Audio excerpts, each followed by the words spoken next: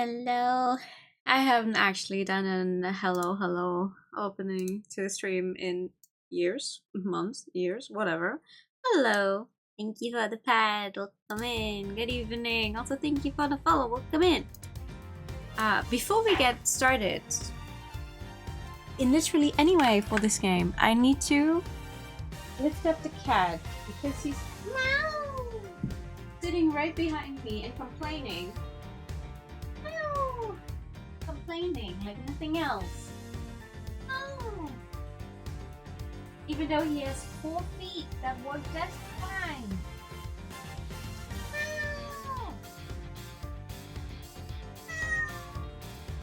Oh.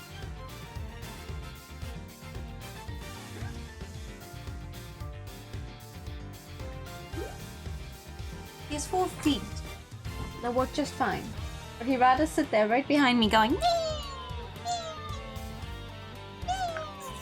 which, to be fair, if I was this small and I had giant people taking care of me, I would probably do the exact same. I would also be like, oh no, I can't do this by myself. You have to lift me up.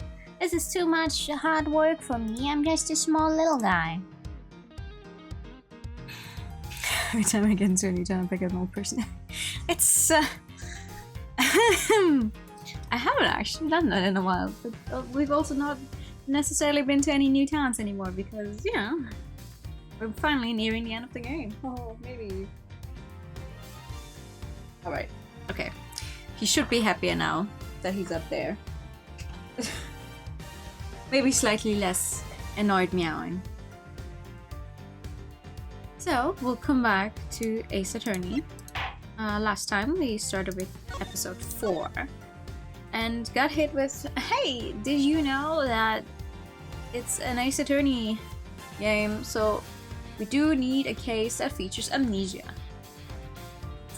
And especially a rather important character having amnesia. So, hell yeah. Let's get into that. It also seems to be one of those days where the game takes us a little longer to load than some others, but that's alright. Okay. She's not here either. Where are you? I mean, she doesn't have any memories. Why would she have run into this specific room, my guy? Yo. Knockity knock knock, special visitor. Tender. Huh, talk about an unhappy face. Everything okay, big guy? No! No. See, that is the exact problem. Nothing is alright. You won't earn yourself too many admirers looking like that. What are you doing here? Something happened. Amnesiacs can do a lot of funky things from vague shades of memory.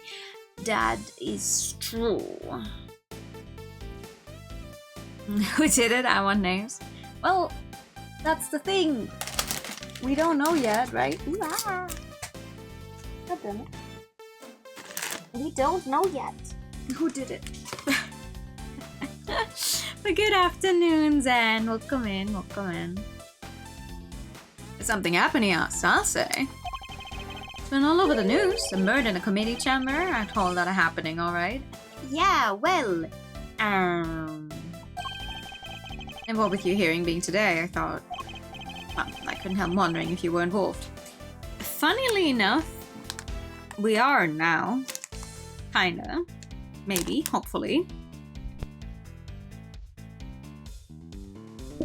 The thing is just not in the way he expected. Imagine he comes here and he's like, oh my god, it was Edgeworth's hearing and there's a murder that happened. What, did you think we died? Nah. They're reporting on the news already. Heck yeah, a dead lawyer, a young woman on the run, they're lapping it up. It's crazy stuff, but compelling too, I gotta admit. So, are you gonna give me the lowdown or what?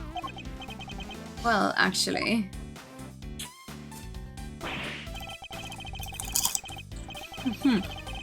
Maybe warn a guy before blowing his mind next time. Things are even crazier than I thought. Well, yeah. It's the second to last case. This isn't a joke, Fender. Kay's out there somewhere all alone without her memory. Not to mention being a suspect in a murder, that definitely doesn't make things any easier. Where the heck could she have gotten to? You sure she doesn't remember Zip? I thought she might have come here, but... No luck, huh? Can't say I'm surprised. Sounds like you think she's done you wrong. She won't want to cause you even more trouble by rocking up on your doorstep. You think I don't know that, but I'm out of places to look. Hey, take a chill pill, compadre. This isn't like you. You went up tighter than a clockwork monkey, which isn't a bad thing, necessarily. After all, it's got even you running from pillar to post looking to save an innocent from jail. Hey! Acting like the attorney I know you were born to be. Look, Thunder, I may have given up my badge earlier. But it doesn't mean I've decided to become an attorney. However, Kay isn't just some suspect in a murder to me.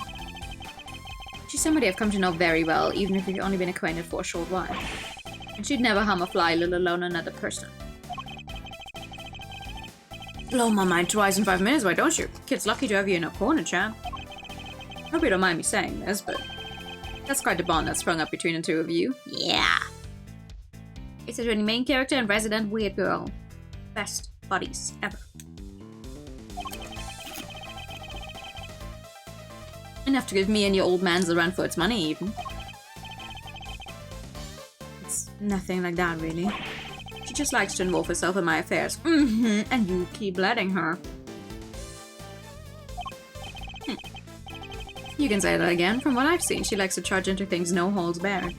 Barred? But she's done you some good, I can tell. You two make a great team.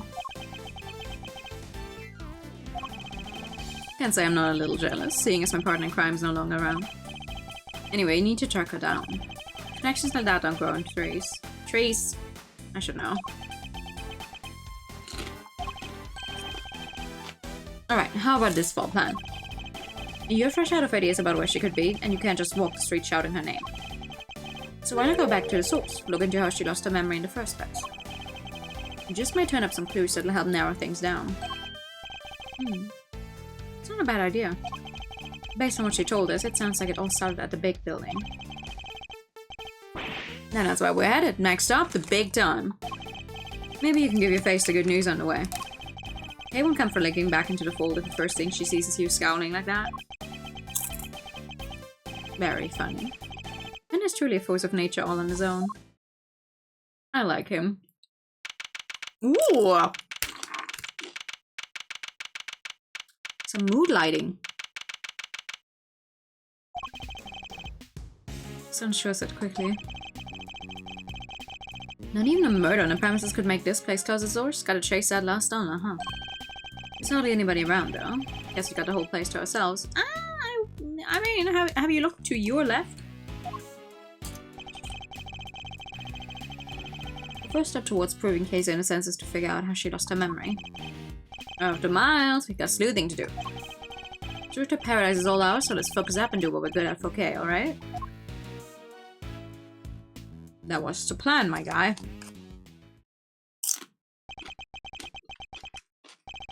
Do what we're good at, huh? I suppose I should be grateful there's at least something we can do. My god. I wonder why it's called in the original, that they translated it as this big building, just with another G.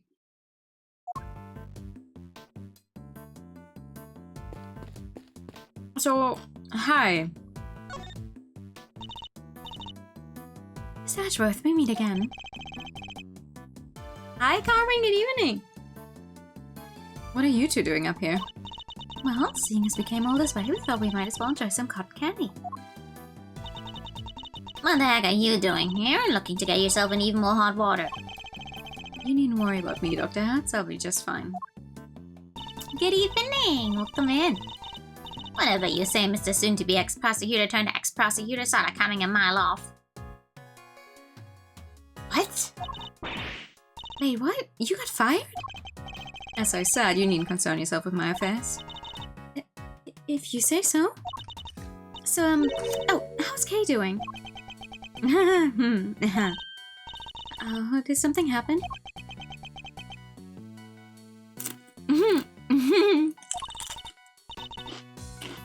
Maybe I can help.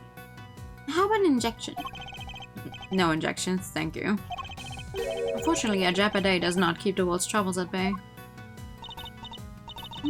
Yeah, it did get kinda chilly, huh? Come on, let's head home. Alright then, Mr. Edgeworth. Catch you again soon. Kay is the one with amnesia in this case. Yes, yes.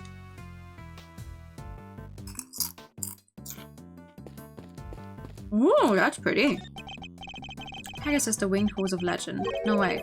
Isn't that a horn on its forehead? So, it's a unicorn. No, that can't be right either. Unicorns don't have wings. What's this? Little plaque there at the bottom showing the name of the piece. Contradictions. That'll teach me to bother engaging with such things.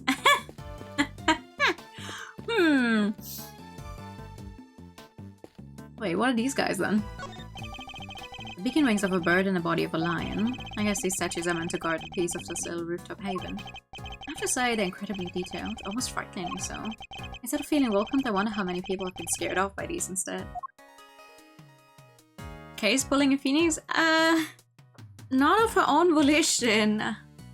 To be fair, Phoenix also didn't get amnesia of his own volition, but you know.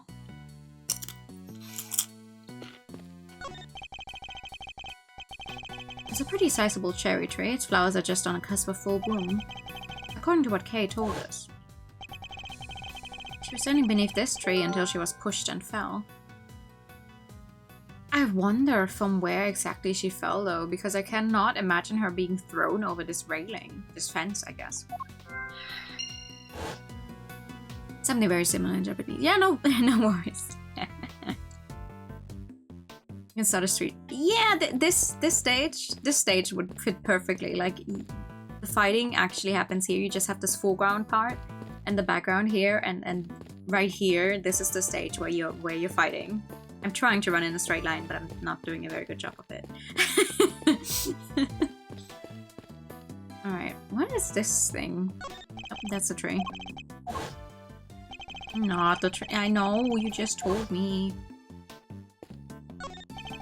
It's a person in a raincoat that Kay saw, supposedly approached her from the direction of the concession stand. Which would suggest that she was pushed over this railing here. He's too fancy to run in a straight line. He's not straight, so he can't run straight. It's as easy as that. The railing is chest high. You'd have to try really hard to go tumbling over the edge of it. Everything looks sturdy enough too. Oh.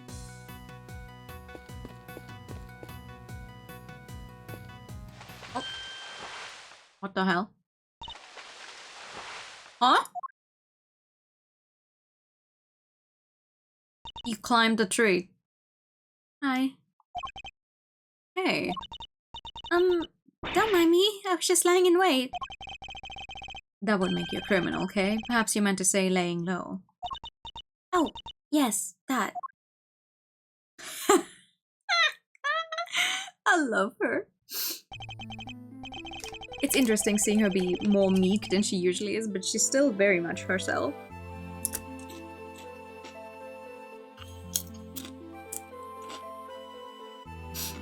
Nevertheless, I doubt people will look kindly on a suspect haunting the site of her supposed crime.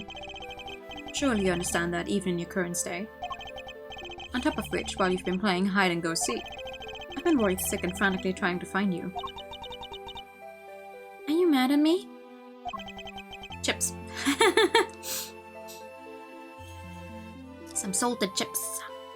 Of course I am. Now, what were you thinking coming back here? Did you think your amnesia would excuse your recklessness? No! I came to try and help you get your badge back.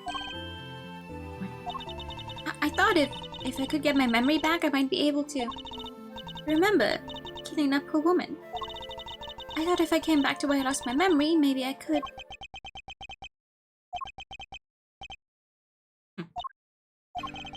That's one thing you haven't lost, you know. Your ability to surpass my expectations at every turn. I couldn't be more certain now that you're the Kay I know so very well. However, I don't appreciate you being so reckless. Do you hear me? I'm sorry. I love salted chips. Because it's just right.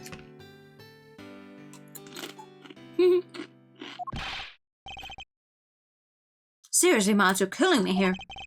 You're banking good guy points and then you want to blood by blowing your top.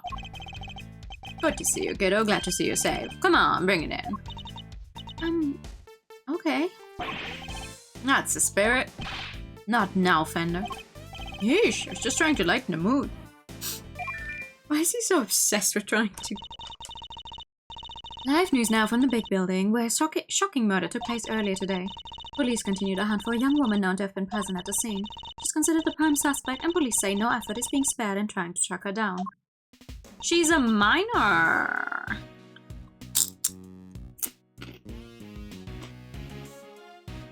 It's his endearing character trait. Ooh, mama. They're not messing around, huh? Well, team, what's the plan? Looks like the clock's ticking down and fast. Indeed, it's only a matter of time before they find us. Alright, first things first.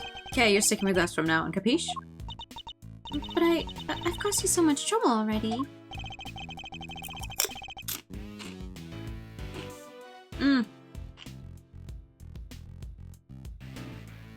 He asks everyone we meet to bring it in, but no one ever does.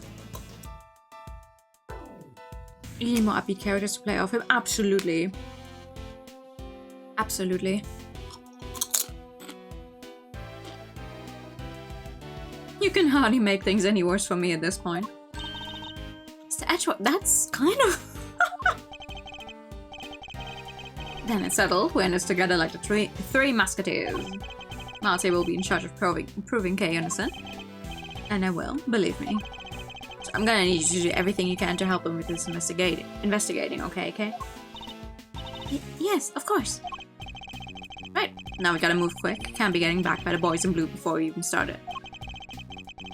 You may not have any more to lose, but your Uncle Eddie sure does. Reggie would never forgive me if I got the family office shut down. Thank you, Fender. I'm sure I owe you more than I'll ever really know. Alright.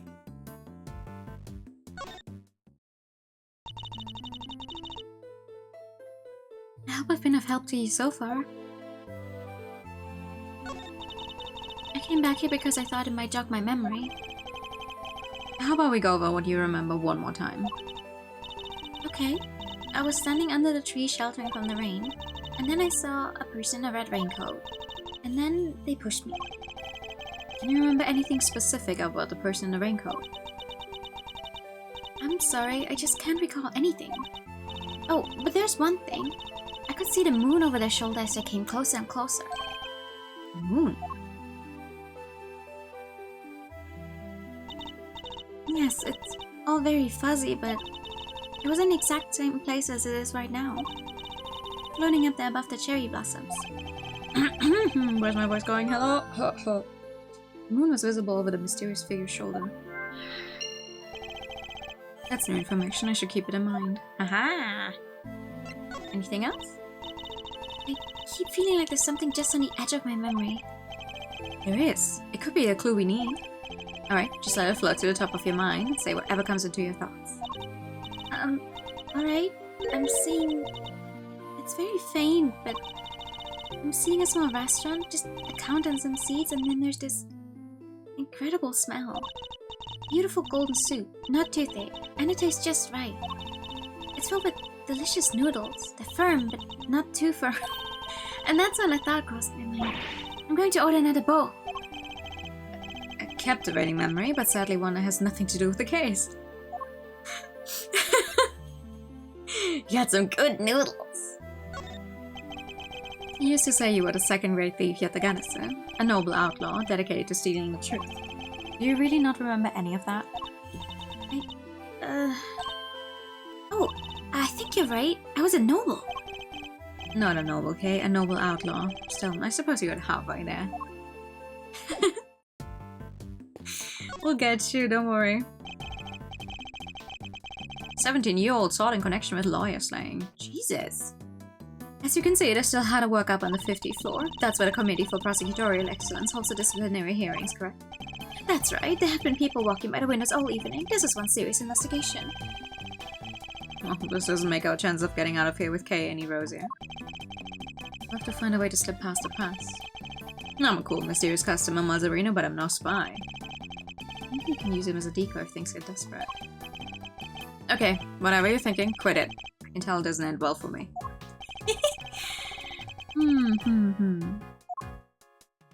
Alright.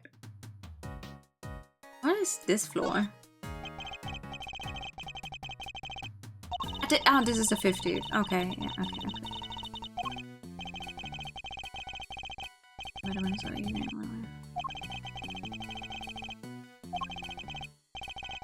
See people moving around. Wait, something's very wrong with this picture. Use a certain piece of evidence to help I use it. Aw. Dictionary hiding in plain sight.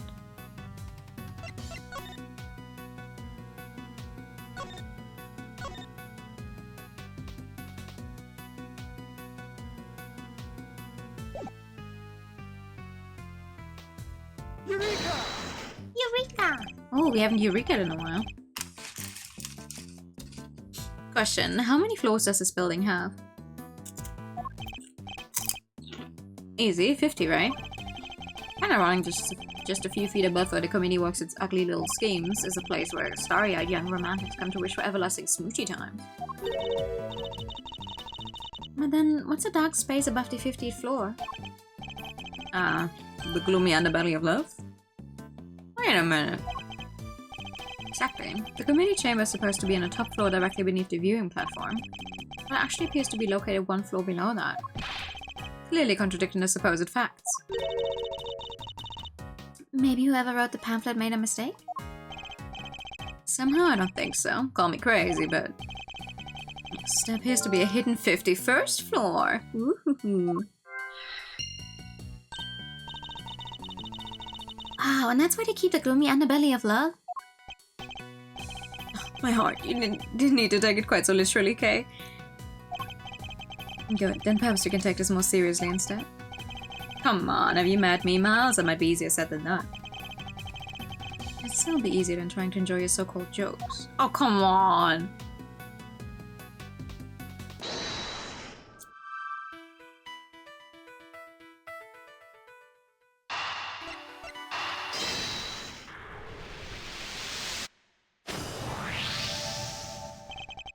Thinking back over what Kay has said, the person in the raincoat approached her from the direction of the concession stand, which implies that she was pushed over the railing on the side opposite the stand. I know, because if the characters on the right side tend to be really far out, sometimes I almost line up with them, but I'm not gonna move further in.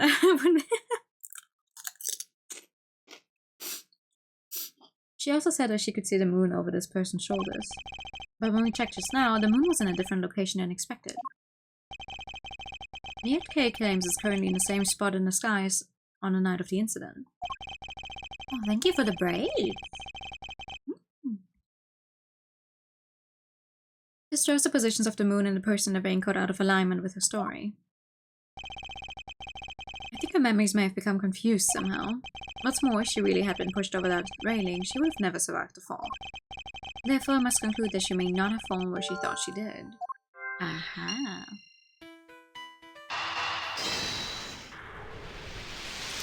Maybe there's another cherry tree somewhere.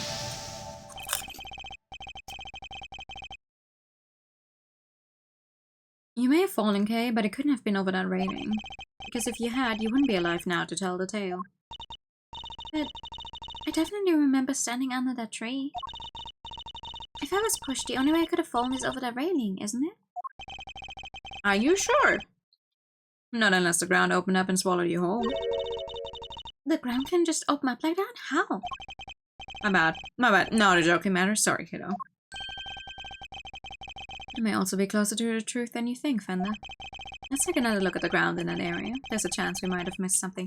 Am I finally allowed to look at that very obvious patch thing? Whatever that is? Yes? Thank you. Kay couldn't have fallen over the railing, so where did she fall? There must be a clue around here somewhere.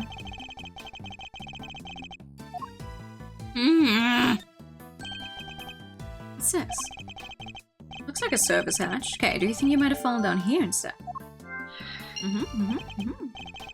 Nah, you'd never be as clumsy as that. I'm sorry, I just can't say one way or the other. My bad, kiddo. Just another one of my silly musings. You don't have to take me so seriously, you know? I don't. Never? Well, maybe not never. If I told you to leap lyrically into my arms. Fender. Chill, Mazzarino. Where's your sense of whimsy? So, never then. Shh, talk about a deep cut. You asked for it, my guy.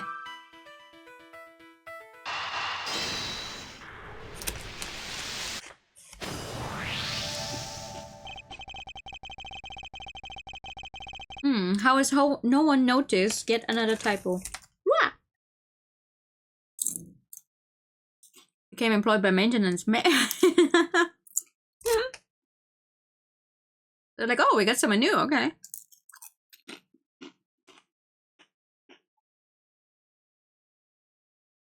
How has no one noticed the floor between the 50th floor and the viewing platform until just now?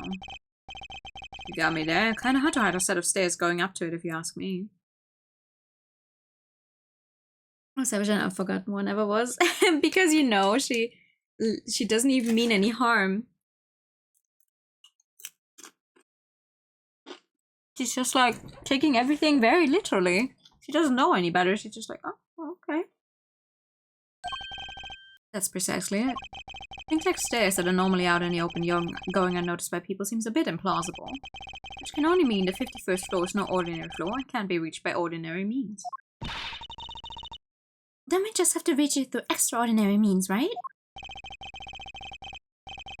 She's also unload having a filter, yeah.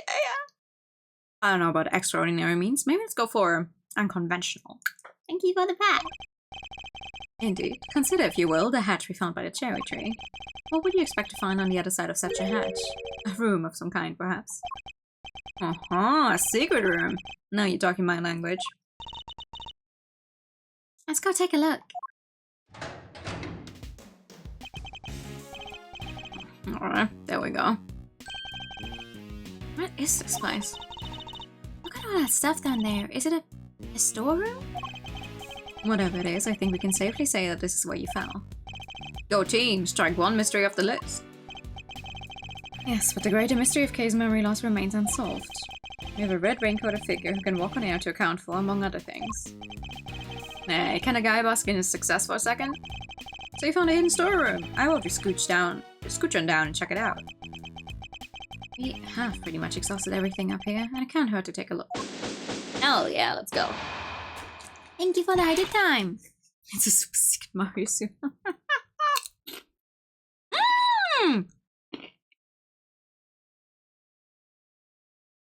Another weird girl. I love you.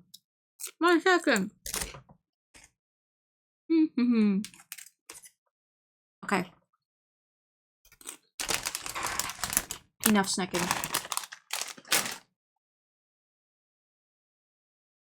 What voice did I give you the last time you showed up? Oh god.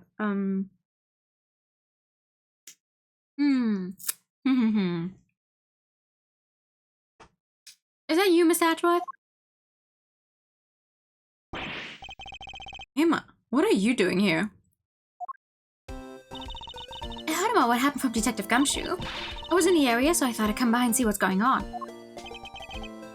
She does actually genuinely look slightly older in this sprite than like last time we've seen her. Like, outside of investigations, I mean. That's nice.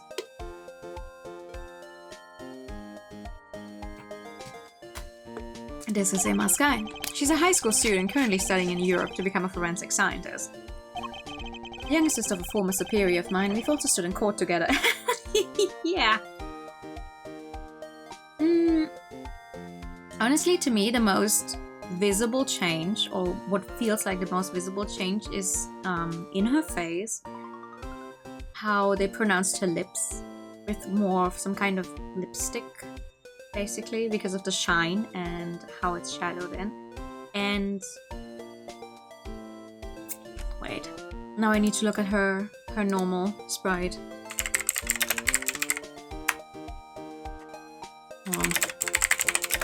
Nice attorney, Emma. Emma, what did you look like in the first?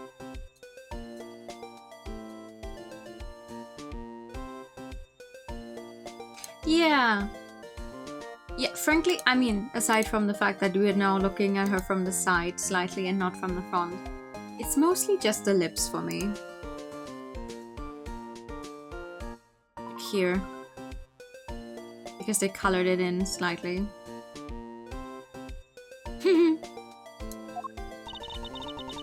Detective called me up in a panic. He said your badge fell off of the big building and that Kay was in a man's suit and... Hold it right there. Didn't you just leave to go back to Europe a few days ago? And you're back again already? Yep, I'm here with one of my professors. But not to do any schoolwork or anything, just some interpreting. Then shouldn't you be off doing that instead of gallivanting around a crime scene? Oh, it's fine. There's this wonderful thing called body language after all. That's not an actual language, Emma. Anyway, never mind me. This is about Kay. How is she? Where is she? Oh, shucks, isn't it sweet, Kay, Meister? Your little friend is worried about you. Oh, yes. Who's this guy? Don't tell me you went and got a new assistant, Mr. Ashworth. Very funny, young lady. It's actually the other way around, I'll have you know. A defender, attorney at law, and senior partner at Ashworth & Co. Law Offices. Ashworth.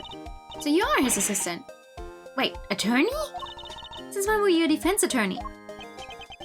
I'm not. You say it's complicated is an understatement.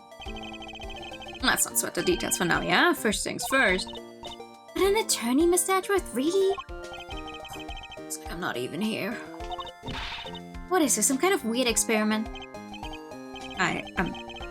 Perhaps we should head down below. I'll explain there. I agree. The police could be here any minute. And who's this? I'll explain later, Emma. Come on, time to go. Alright, but you better explain yourself, Mr. Hotshot Pro. Attorney? Trust me, I'll explain that too. A lot of single man energy. Yeah. I feel like Fender is one of those characters who is written to be acting like this the entire time, despite him not being very happy overall. He's definitely one of those who just ramps up the comedy and you're like, you are a very deeply saddened man. Not a sad man in the sense that he doesn't know what to do with his life or whatever, but just a guy who's been through a lot of stuff. It's not that it's complicated, it's just that Emma is missing that information. Like, she definitely only knows Edgeworth through Miles Edgeworth, and he's a prosecutor, so just now hearing him work at some kind of office that's also called Edgeworth and Co. Law Offices or whatever, I'm like, I think I get why she's confused. Okery dokery doo, down the hatch we go. Oh my god. Who's going first? Man having issues. He's attorney man having issues. At least he doesn't go about killing people and hiding it behind an unbroken track record, blah blah blah. No, they need more time to talk about everything. This talk is a grave down here. Can't see a nose in front of my roguishly handsome face. Bruh. Watch your step, Emma. Ow! I hit my head on something.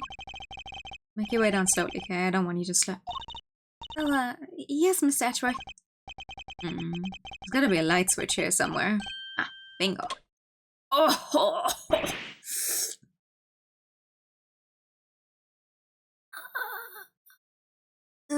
I'm blinded.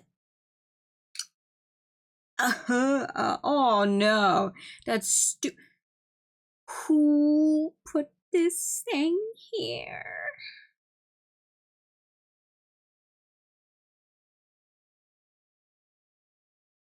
What is happening in this room overall, actually? This is... So the hidden 51st floor really is being used as a storeroom. Oh, genuinely. Oh, my eyes! I need to take a careful look over all these items. Jesus Christ. Alright, Miss Edgeworth, you promised me an explanation or 3. I did indeed. Where to even start? Oh, a lot's been Happening, huh? There is a steel samurai mask back there. There's also one for all of the badgers and the pink princes. Thank you. Thank you. A lot's been happening, huh? What a case. It's not supposed to fill you with excitement, Emma. Oh, come on. Seem to be getting yourself into a real pickle, Mr. Prosecutor Attorney. I'm not an attorney or a prosecutor anymore. Well, whatever you are, I think it's time for science to lend a helping hand. Don't worry, I brought my entire kit with me. Well, if you're sure. Are you kidding? I live for moments like these. Here, let's make this all official. Good working with you again, Mr. Edgeworth. And you, Miss Sky. And then there were 4. Right, everyone, let's get to work. I want to know where that elevator goes. Oh no, the blue badger. He's there. Look, he's looking at me. Looks like it goes down. It's something we'll certainly want to investigate further, but we should look around up here first. Aye, aye, Captain. Let me know if you find anything juicy. I'll keep trying to see what I can remember. I'll let you know if anything comes to mind. Thank you, Kay. Emma? Ready, willing, and able to investigate, Miss Edgeworth. Very well, then let's begin. Ooh, like a big detective cap, like hers. I don't think I have anything like that. Oh, I do have a gore. Why did no one remind me? Right, Edgeworth doesn't have his badge anymore, so I'm gonna wear it for the both of us. Do I have any? No.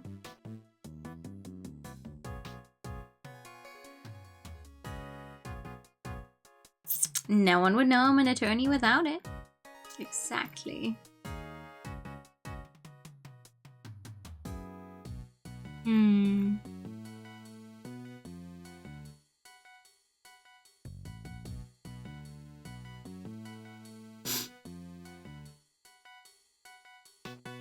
my god, I have so much stuff here. Jesus Christ.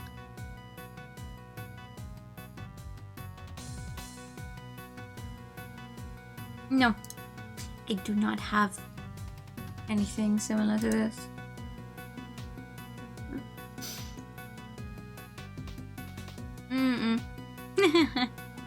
I have a fishing cap.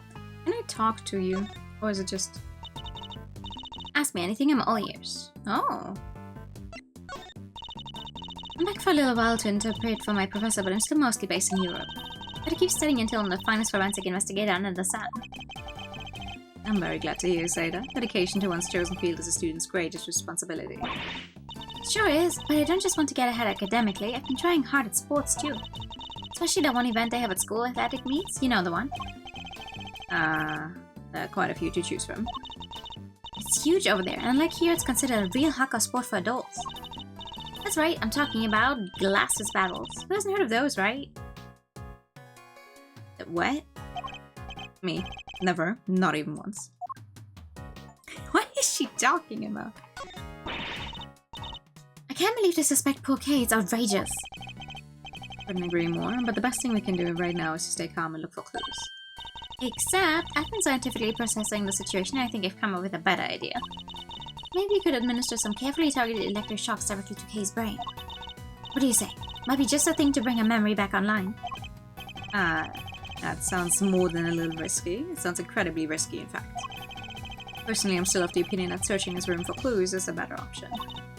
Really? But a little risk is what science is all about. Yes, a little being the operative phrase. Girl! Please!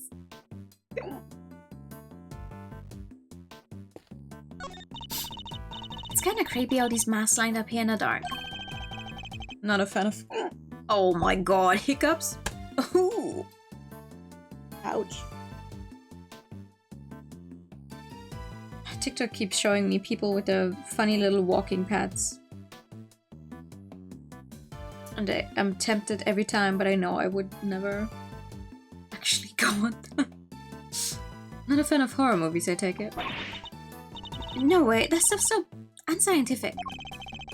I think you mispronounced terrifying.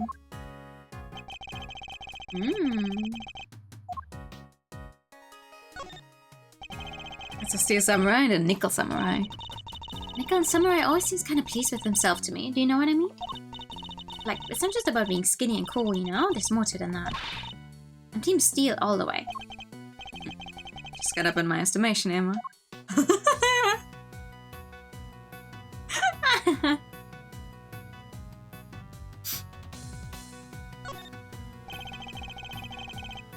She's the only hero in the Steel Samurai needs. You can say that again. I love the Pink Princess. You watch shows like that, Emma? Of course, you love them too, right? Well, I don't really know all that much about them, but sure. Really? Because I saw the Steel Samurai figure in the office, so I thought...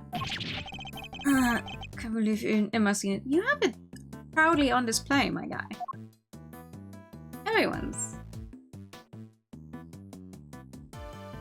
Everyone will have seen it. What's this one? There's a selection of masks arranged on a rack here. There's even a steel samurai. What an impressively authentic likeness it is, too. Scientists and me sensing something strange, though. A lack of consistency, you know? In the sense that the characters represented here feel a little haphazard somehow, I don't disagree. There's even an empty space here. Yeah, just an empty hook right in the middle. Somebody using that one, perhaps. Is somebody using? Eureka! Yeah! I feel like everyone at this point knows that he's a Steel Samurai fan. I don't understand why he keeps hiding it. He was carrying a jamming ninja mask when she was found. It looks like it might have originally come from this hook. Scientifically speaking, that doesn't seem like a crazy hypothesis. Which would mean that Kay was really here. As you put it, not a crazy hypothesis, but why? She came to steal something, maybe. There's all kinds of stuff here. Because she's a great thief who steals the truth, I suppose. No, I think it's too early to jump to any conclusions.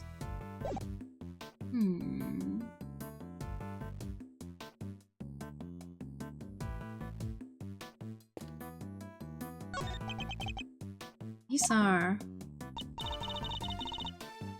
What's the matter, Mr. Edgeworth? If I'm not mistaken, several of the items on display here are pieces of evidence from old cases of mine. But what are they doing here?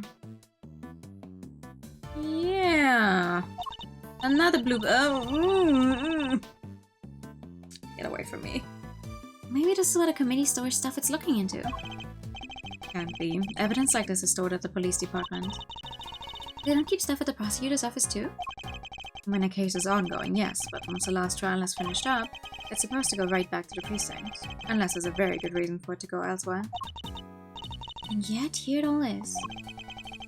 What's the point in trying to figure out the whys right now? I should take a closer look at it all. They all have labels. Labels with numbers printed on them. Separate numbers, maybe. You said they were all pieces of evidence, right? Yes, but judging by how the numbers are written and by the items themselves, I guess these are prices. Prices? I would have never guessed that. Wait, but none of this stuff could be worth that much money, could it? Prices are very high indeed. It's no wonder she's surprised. I must examine all of these in detail. Ah, isn't he a cutie? Look at this fluffy little guy. That's the stuffed animal we found at Gordley. He should be in the possession of the prosecutor in charge of that case. So how did he wind up here? Ah, but look, he's missing his left horn. He is, but he never had it in the first place. At least not as far as we ever saw. Defective merchandise, huh? Then we need to contact the manufacturer. I demand a recall. Now that I come to think of it, why would anyone give the president a broken toy to begin with? Oh boy, this is gonna be fun. So the storeroom is actually more of a stock room. It would seem so, much as it pains me to consider such a thing. What kind of person sells off evidence from serious criminal cases? And who too? Who would even want to pay for all the stuff? Somebody, clearly. The price tags are proof of that. People really will connect anything, huh? Fascinating. What are you? No. I already read that, please.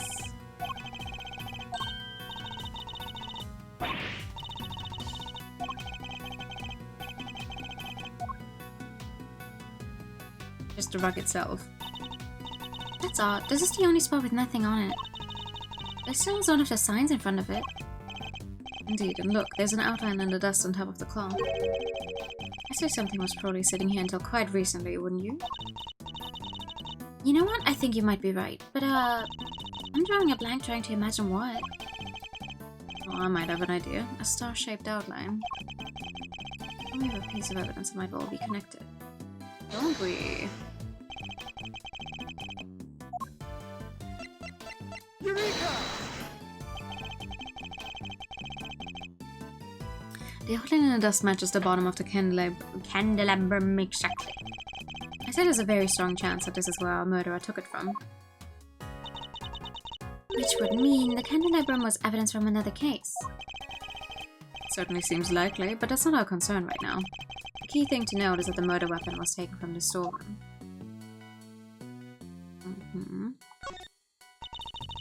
It's a cute little doll. It looks kind of like the Steel Samurai.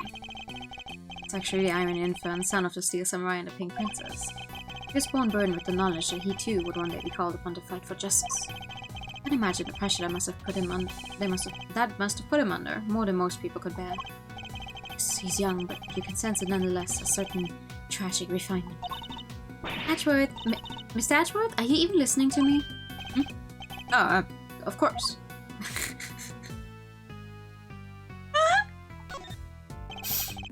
A bottle of ink and a lantern, both pieces of evidence from a previous case of mine. Why? What's all the stuff that's related to you doing here? It's not as if any of it was in my possession for any length of time, the duration of the case, and no longer. Perhaps this is all nothing but a coincidence. Yeah, right. Seriously? A coincidence? I never thought I'd hear those words coming out of your mouth. Must always face up to the facts of a situation, however strange they may be. Isn't that what scientists believe too? Oh, you want to talk about what scientists believe? Settle in. This may take a while. It's a small bottle, one I've seen before. Oh, that's all? Nothing else to add? Well, no. What more do you want me to say? Hold on, I've got to write this down. Mr. Ashworth can turn even the most boring topics into something picturesque with his explanations. So I'm taking those kinds of notes in silence. Okay, what's this thing? Scientifically speaking, I say this looks like some kind of wooden icebox. Yeah, The chains are probably to stop the cold air from escaping. I don't mean to contradict you, Emma, but isn't this just a box for storing clothes in? The wood is imbued with a natural repellent that keeps moths away. Oh, yeah, sure. I guess you could look at it that way too. Keeping it close chilled would be nice for the summer, right? Still not prepared to let go of the particular part of a hypothesis, I see. Statue. What is it? Got some new data for me? Not exactly. It's just something from a case I worked on, a piece of evidence. I believe it's called the Alfred statue. And there were two of them, a real one and a fake. Whichever one this is, it shouldn't be here of all places. No case, huh? Guess you've worked on a bunch of different...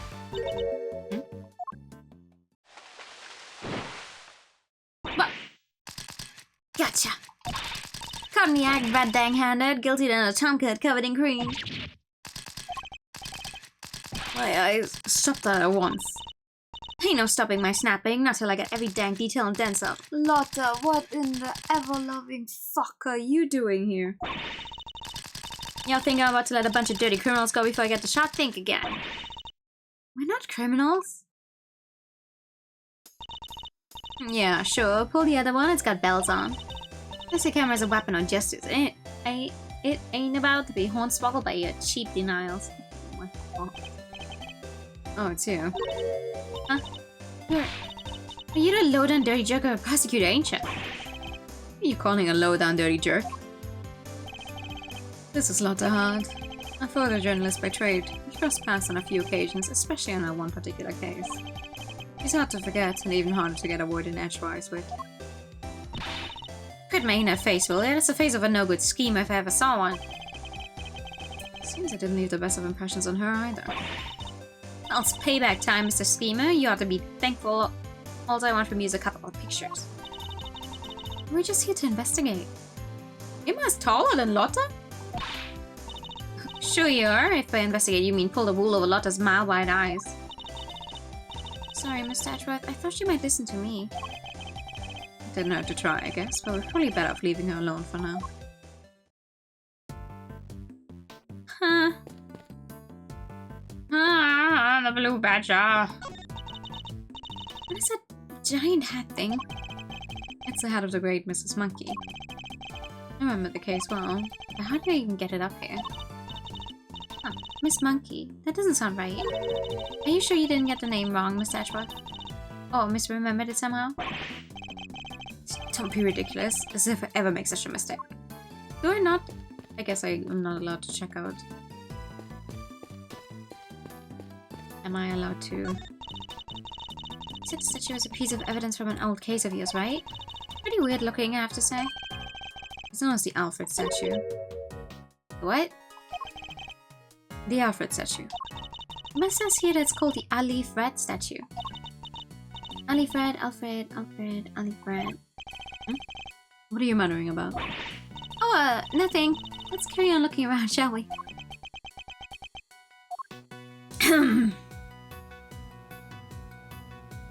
Yeah, no.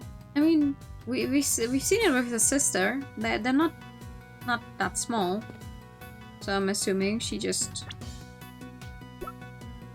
grew a little more. Younger sister of my former boss. Well, that's one way to say it. Lots of banknotes just left out for all to see. A little taster, wouldn't you say? No way, these are all $100 bills. That's a fortune right there. That's not real money. How many years would it take for you to make that much money, Mr. Edgeworth? Please, Emma, I don't even want to think about it. Or is it? It could be real money, but that's really weird to just have it lying around here. I've seen items of old evidence marked with price tags along with a huge pile of cash. I think it's pretty clear that somebody has been running an illicit trade in judicial goods. Shady deals on a hidden 51st floor? This is big. It has to be, right? I think it might be, but we'll need to investigate it a little further yet. We need to find out more about what's going on here. If only there was an eyewitness we could interview. Eyewitness, huh? Yeah, Hi, how did you get in here, actually? Why exactly are you here, Miss Hart? Me? I told you, I'm in it for the truth, for the good of society, and for little old me, of course. I'm a photographer for the people. The people? If you won't tell me the real reason you're here, perhaps I can hazard a guess. Somebody was carrying out an illicit police evidence trafficking scheme here in the storeroom. Ooh, so she's after a juicy story. Makes sense. What? How'd y'all figure that out? Guess it means I don't have to tippy-toe around it anymore now. One of my sources told me on the down low about an underground auction. So all the items here were sold to the highest bidder. Folks were slinging money around like it was going out of fashion. Gotta come steal for myself, of course. Get eyes on my subject, you know.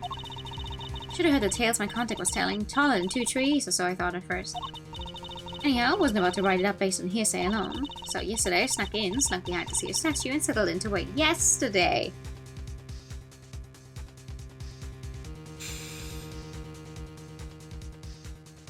When? The meeting started late at night and carried right on through to the break of dawn. So the auction and the murder happened on the same night. Coincidence? Oh, girl. Dirty deals in a secret storeroom. Talk about a story. And was there anything else on sale apart from the items of evidence in this room? Sure, there was a regular old stuff too. Shady artworks from who knows where, that kind of thing. In what way are shady artworks regular, exactly? But the evidence was the big draw for sure. Reckon they were selling them faster than crooks could smuggle them out of the cop and prosecutor shops. And I bet you got pictures of the whole thing, right, Miss Hart? Well, you see, the main event was down below. I had to try and see what I could from up here. Having been up here since yesterday, I assume you witnessed the entire auction from start to finish now. It was an underground affair like I said, so folks wasn't exactly giving much away. All them customers came down one at a time from up on the roof there. Threw masks just as soon as they got down to the ladder, and that ain't all. It had a voice changer doodads on them, see? Teeny tiny ones, thinking in a box behind. I'd say I couldn't see their real faces and you couldn't hear their real voices. Surreptitious as all heck. You mean surreptitious, right? Sure to do. Sweet, surreptitude. Also another word. Anywho, once they had the gear on, they went right on downstairs. And then, in came the next one. When it came time to leave, they all done the same, but in reverse. Up they came again, one by one by one. And where were you during all this? Mask back on the hook, up the ladder and away. That's a serious operation. And how many participants were there? 11 altogether. I counted them when they came down the ladder. Everyone's voices is mixing into one again. I didn't just hide behind a stupid statue the whole time, you know? You did? Then where were you? Well, when I first got here, You know what? That ain't important right now. So you were hiding behind the statue from the very beginning? Anywho, I watched all them folks coming in from my spying spot there in the shadows. See, so watching from behind the statue. They used up the elevator to get down below. And once I was all down there, I snuck up and took me a peek at what was going on. You mean the elevator remained in the room beneath? Nah, they sent it back up, but there's a little peeky hole if you know where to look. Elevator don't quite sit flush with the floor, see? And if you bend down and squint just right, you can see the whole shebang. You catch sight of who was in charge? Alright, sure, I guess I did. You can have so good a story if you don't get a glimpse of the evil ringleader after all. I wonder who this ringleader is. I have to ask her some more. You mentioned the ringleader. Can you tell me any more about them? Yeah, I should know. I came here to get me an exclusive. An exclusive ain't much dang good if you done spilled the beans already. See. So you don't actually know anything about them. You think that's why she won't give us an answer? Makes sense, I guess. You got me. Couldn't see if it was a man, a woman, a kid, or an old timer, nothing. What were they wearing? Could you see that, at least? Sure. White jacket, white gloves, and a magenta flower on the lapel. Three things is what I remember. Huh! What good's a description of the outfit if I don't got a clue who was wearing it? What if I showed you someone who was wearing that exact outfit? This is ringleader disguised identity too, just like everybody else. Yes, sirree. Mask, voice changer, the whole 9 yards. They were wearing one of the masks. Which one? Let me see. Oh, yeah, this guy. Sovan. Sovan? What kind of a name is that? Seriously, Miss Ashwad, you've never heard of Sovan?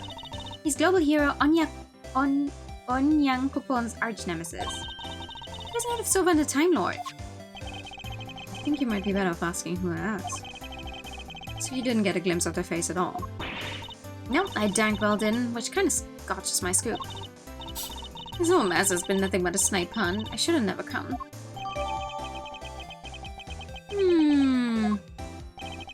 We know somebody who was dressed like that. Maybe I should try showing that evidence to Miss Hart.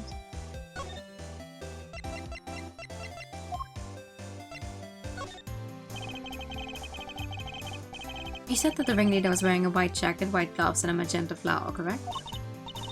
Sure did. Don't ask me why I was dressed up like a peacock on parade day, but there was.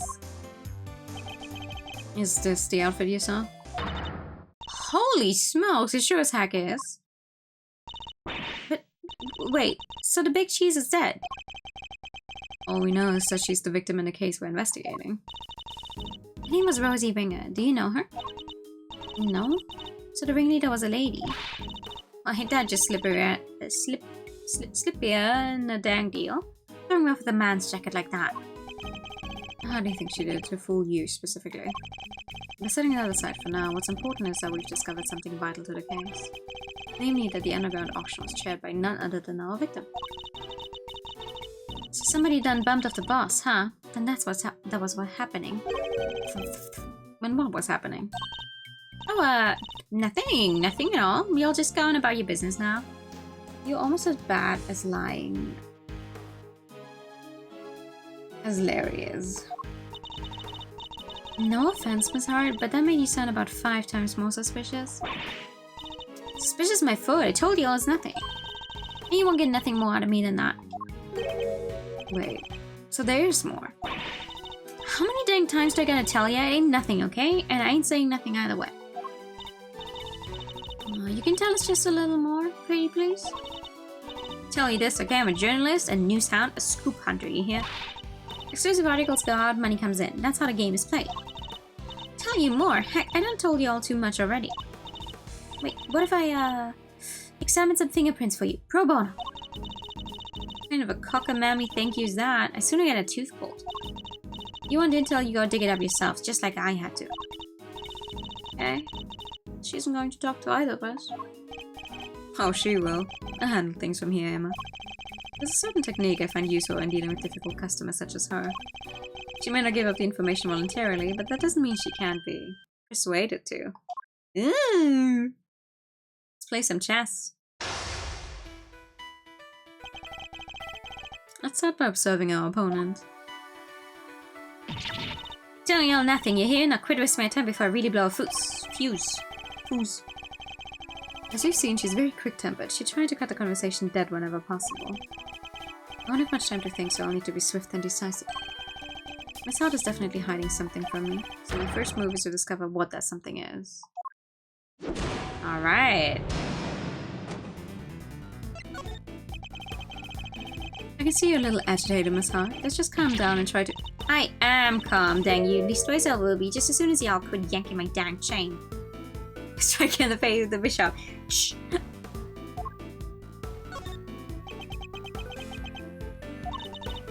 That's better. Being a news hound's all about keeping a cool head no matter what the world throws at you, see?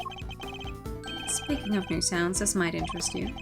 I met one a few days ago. She was a very hungry young reporter indeed. I reported with a very particular turn of phrase, similar to your own, in fact. Oh yeah? She spoke like me, huh? Guess that could have been someone I know. Her name is Tabby Lloyd. And if I had closed my eyes, I could have believed I was listening to you. She told me about somebody she called the Chief. She was talking about you, wasn't she? Oh, so y'all met Tabby, huh? Well, ain't that something? Where'd y'all bump into her? She's a great kid. Reckon. Wait, oh no, you don't? You ain't getting on my good side bringing her into this sneaky snake. Huh, you nearly had me too. Talking about Miss Lloyd seemed to make her lower her guard a little. I think we can use that to our advantage. I need you to tell me everything you know, and don't you dare leave anything out. Go jump in a creek, you big bully. Why should I tell you anything? You don't got nothing to do with me, nor me with you neither. Ah. I have anything to do with you? That's a little unkind, don't you think? After all, I know your apprentice. I know her pretty well, in fact. Yeah? Well, I guess it does seem kind of cold of me to say that if you know her pretty good. Wouldn't want the poor kid thinking I don't give a rat's behind. Good. Then you tell us what you know. Fine. See, it's like this. Got me a scoop. Wait. What am I thinking? Dang it, Lottie. You can't let my boozily that easy. What was that about a scoop? Oh, forget it. It was nothing. Come on. Thank you for that. Your time in the pad.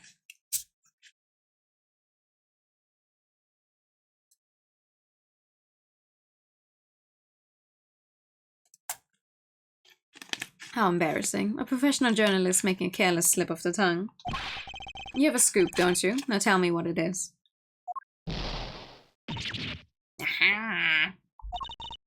Alright, I got me a scoop, a big one. We can't just go blabbing about it to y'all, I got bills to pay. She may be hiding something very important. I have to get it out of her somehow. We need to know the details of the scoop. Alright. She's quick to anger, but she's also quick to let K information slip. Key information slip. Hi, good evening! Now that we know that, the rest shouldn't be too hard. Let's see what else we can get out of her. This scoop of yours, does it have something to do with the auction? You know what? I clean forgot. Well, you tried to infiltrate an underground auction. It only stands to reason that you observed something. Otherwise, what would you have to write about? I don't know what to tell you. I didn't hear nothing. If you didn't hear the sound of nothing, does that mean you did hear the sound of something? Oh my god. Something during your time in this room? Well, see, it wasn't nothing really, just a little noise is all. Wouldn't even make page 16, forget I even mentioned it. So something happened during the auction. Something that made a noise of some kind. This could be a valuable clue. Your big scoop involves something criminal in nature, doesn't it? Might be it did, might be it didn't. Which is it? This is important. Alright, you don't gotta holler at me like that. I ain't done nothing shameful or nothing, just snuck in and did some undercover reporting. I'll be the judge of whether your actions were shameful or not. An unlawful entry into private property is very shameful indeed. In fact, it is a crime.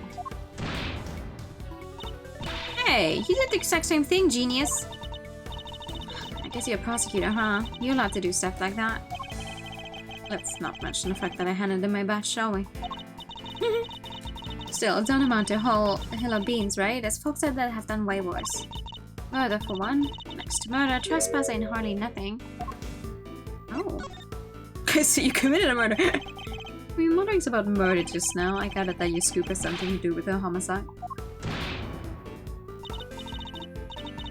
Nah, I was just talking all hypothetical like. You know, about murder being the big one and all, ain't nothing worse than murder.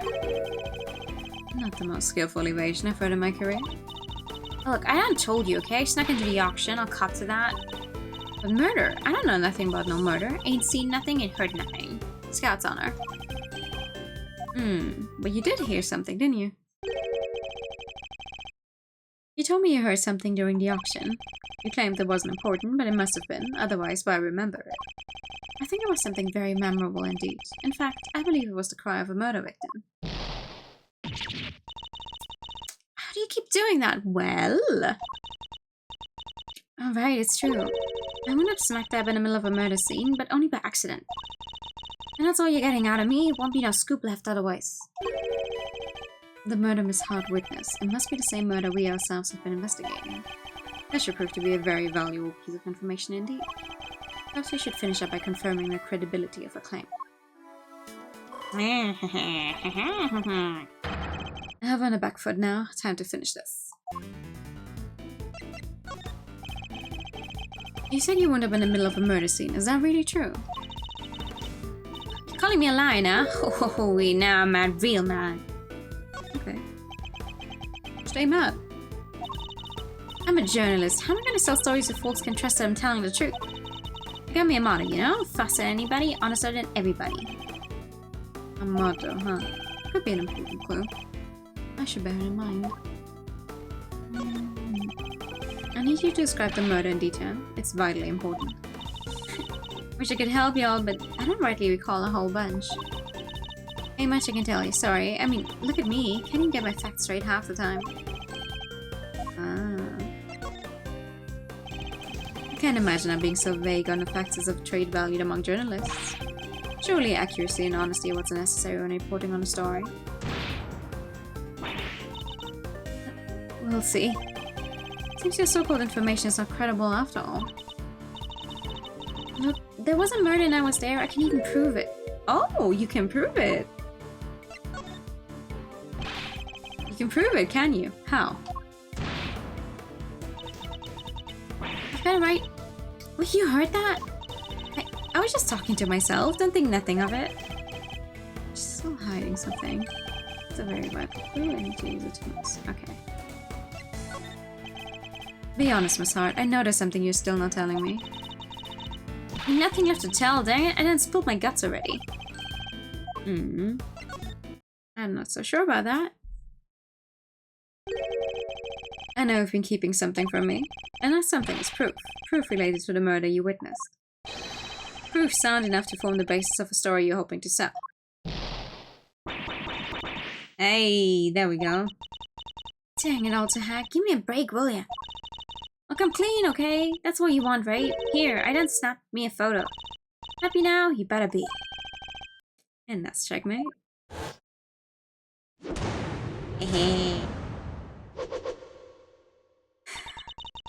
Can't believe I let that happen. Tried by my own big mouth.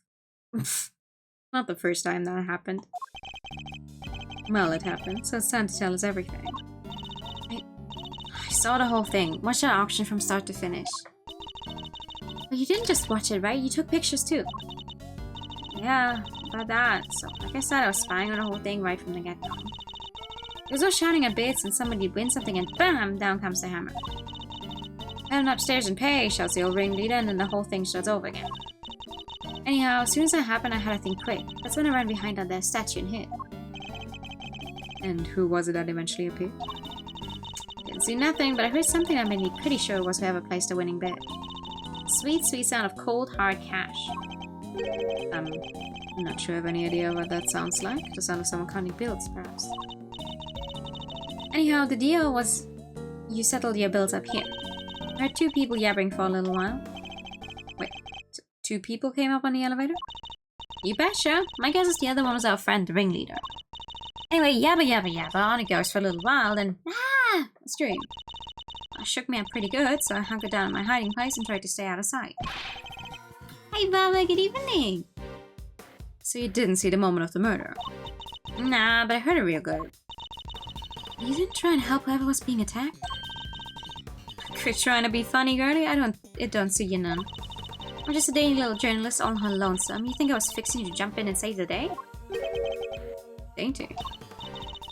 Anyhow, then there was a bunch of rustling sounds. Right about when that was happening, I got to feeling pretty bad about what I'd done. Makes sense, I guess. After all, you didn't remember to get on my camera and snap you in a single picture.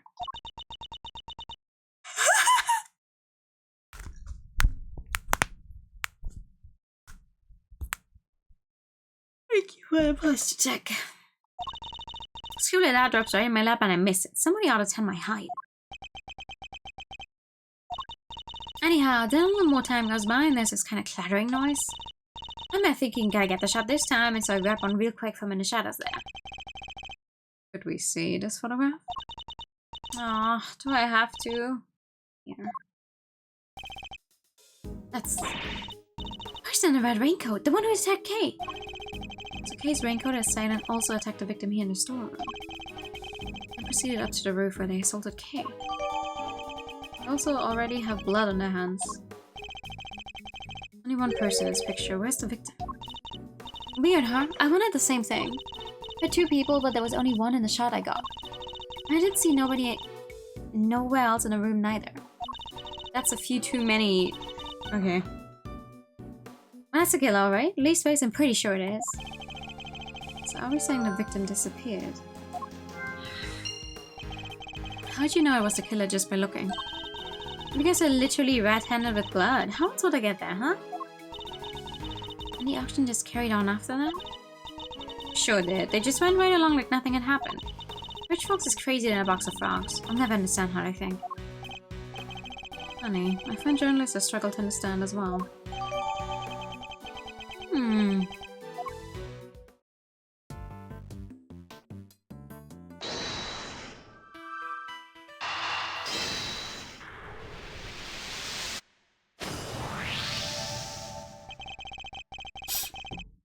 If the storeroom was the actual scene of the crime, then you'd expect the body to have been up here at some point as well. Huh? Well, yeah. The think back to what Miss Hart told us about how the customers left the auction. Do you remember? Of course, they came up from downstairs, back to the storeroom and... Oh! Exactly. The killer would have had to hide the body in order to avoid his discovery. The question is, where did they hide it? Maybe the suspiciously big box? Wouldn't be the first clothes box that someone was hiding in. Emma, if you wouldn't mind putting your skills to work for me now. I'd love to. Just say what you need and I'll get right on it. Very well. Then I'd like to check you to check for blood residue. A luminol test, in other words. Sure thing. Prepare to witness the power of silence. Never seen somebody's eyes actually sparkle with anticipation before. Alright, how about we test the letter over there first?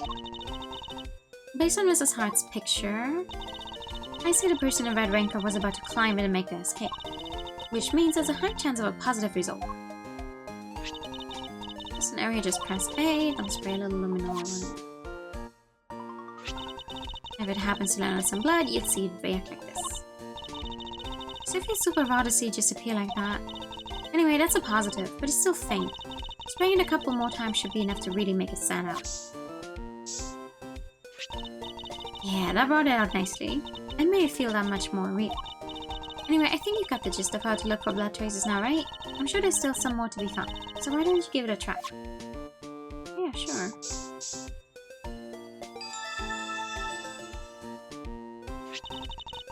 And that's how it's done.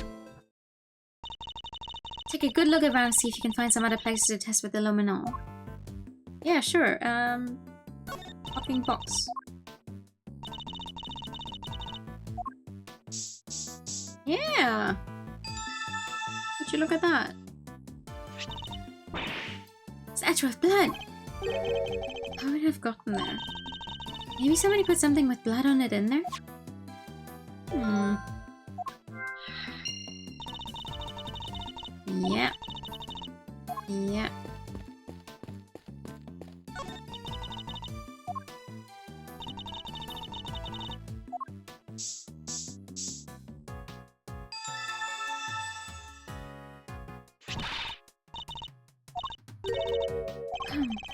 Probably because this is where the murder was actually committed, I'd say. Oh, looks like some of it dripped through to the floor below too.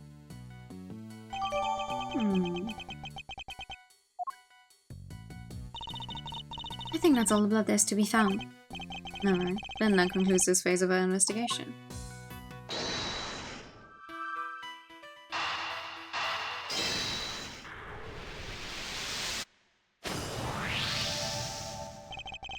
Blood in the glass box can only mean one thing. That is where the body was hidden, I'm certain of it. I wonder who won the box in the auction. I haven't the foggiest.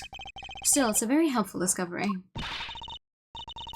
No, you just hold your horses there. There's no way the body could have been in there. What do you mean? I took a look at that box when I first got in here. Looked to be just about the perfect size for a little hide-and-go-seek if the need arose. And maybe it would have been if I could have opened it. But it was wrapped in chains and locked up tight. And I know as chemapologist, the murder happened just a little after I scoped it out, so can nobody have put no body in there? Wrapped in chains and locked up tight, you say? That's odd. Because it doesn't look to be wrapped in chains any longer. Huh? Slap my hat and call me silly. Could have swore it was, though.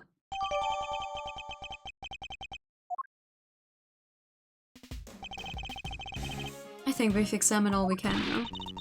Wait, time to see what's waiting down below. Shaking a leg already, are we, Mans? Okie dokie. Hey, K-Meister. Yes, Mr. Fender? We're all ready to move out, so I want you to stick with me, okay? Can't have you getting lost.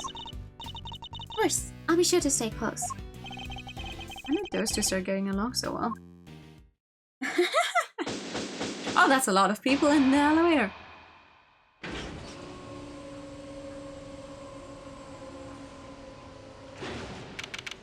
Ha!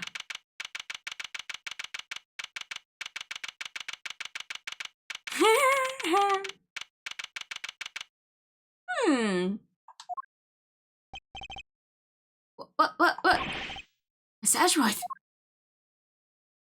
Huh.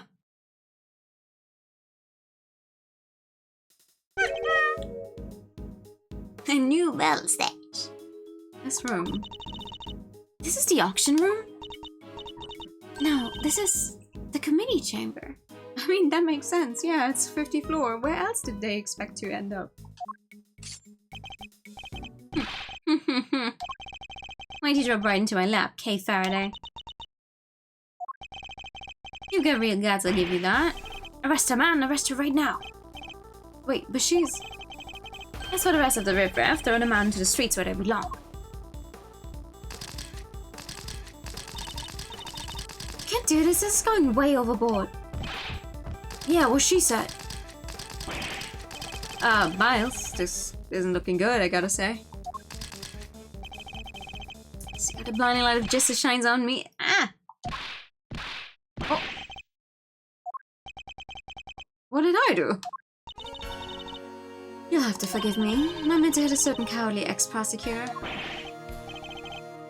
You weren't aiming for him, you were aiming straight at me. Yeah, as you should. Something keeps getting in my way. Something...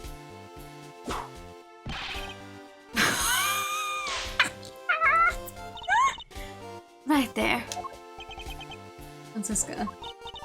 So? What are you doing here, Mr. Ex-Prosecutor? I still believe Kay to be innocent. And we're supposed to care what you believe. You no longer have the right to an opinion. I'm Francisca von Karma and I have no intention of stopping here or now. But you chose to stop by giving up your badge and so our game has already come to an end. My badge was an obstacle to proceeding along the road I've chosen. I haven't stopped. I've simply cleared the way ahead.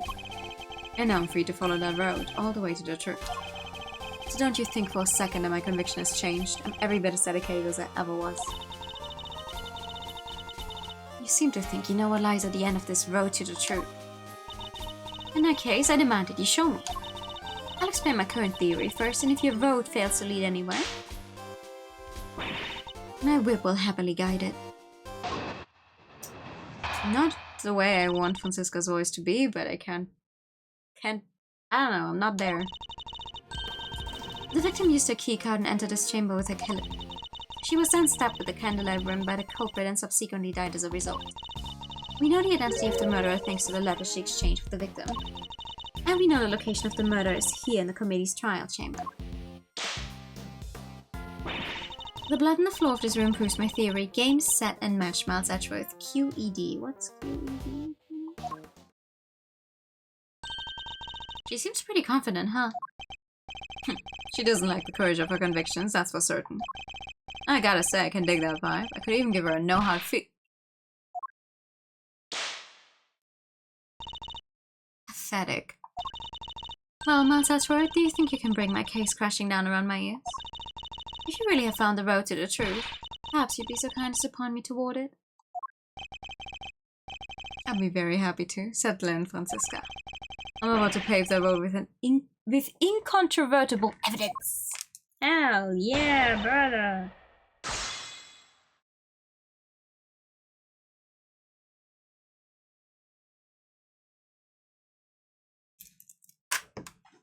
Alright.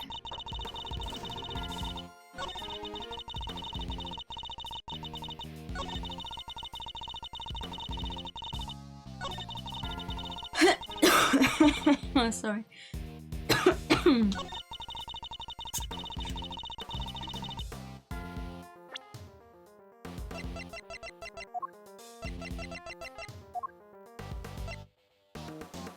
Objection!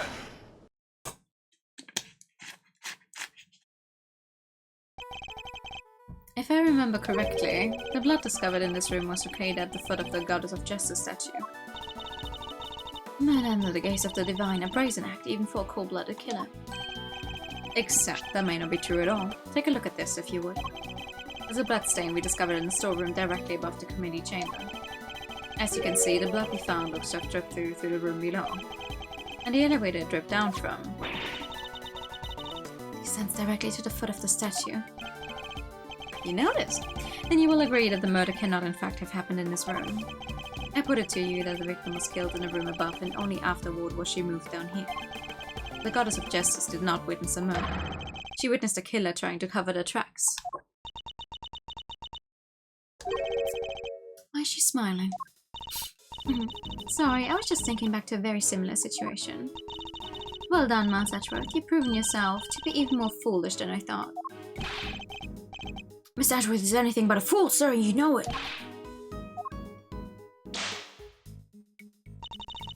Have you forgotten the picture you just showed me, or are you really that airheaded? Even the cursory glance shows that there was far more blood here in the committee chamber than upstairs. Then ignore it again. Wish I could. Oh. You're trying to tell me that all of the blood dripped down from above, Miles Edgeworth? No. I have another explanation. If it had, your storeroom stain would need to be 10 times as big. I say the murder happened down here. There's no way it could have happened anywhere else. As insightful as ever, Francisca, but you've played right into my hands. How so? You are correct. There's far less blood upstairs than one would expect. The question is why? A trifling detail in the face of my previous explanation? Unless your explanation doesn't account for why there was blood in the storeroom in the first place. Surely you don't think some spatter managed to shoot itself all the way up there, do you? Like some crazy fountain of blood? No way. Thank you for the follow, welcome in. No way indeed. It's completely impossible. So how about this? What if this explains the difference in the amounts of blood observed? There was far more blood in the committee chamber than in the storeroom above because the weapon was removed here. As long as the stabby weapon is inside the body, It actually blocks most of the blood from gushing out of the wound. If they remove the weapon down here, it goes like a fountain. We all know this. The victim died of 3 stab wounds that would have bled profusely. exactly, as proven by the amount of blood we found on the floor of this room. But it doesn't make any sense. Not if she was stabbed in the storeroom. You said there wasn't much blood up there already. Silence, you half-baked harebrained rookie. Hey, harebrained is a little... A stab wound bleeds heaviest at one particular point in time. Oh, I know! When the weapon is removed, right? Precisely. I believe the body was brought down to the committee chamber with the candelabrum still in its chest. And then, when it was finally removed, it created the difference in the amount of blood we see between the 2 locations. But why? What was the killer trying to do? I imagine they were trying to give the impression that the murder happened down here. As we know, Mrs. Ringer's keycard was used late last night. Judging by the time listed in the record, I'd hazard a guess that it was used by the killer when they entered the room to create their elaborate setup. But why would they have needed to do all this in the first place? Perhaps because a person with a face to hide would fear the storeroom being found in the investigation. If they were involved with the underground auction, they couldn't afford to have their dirty secret exposed.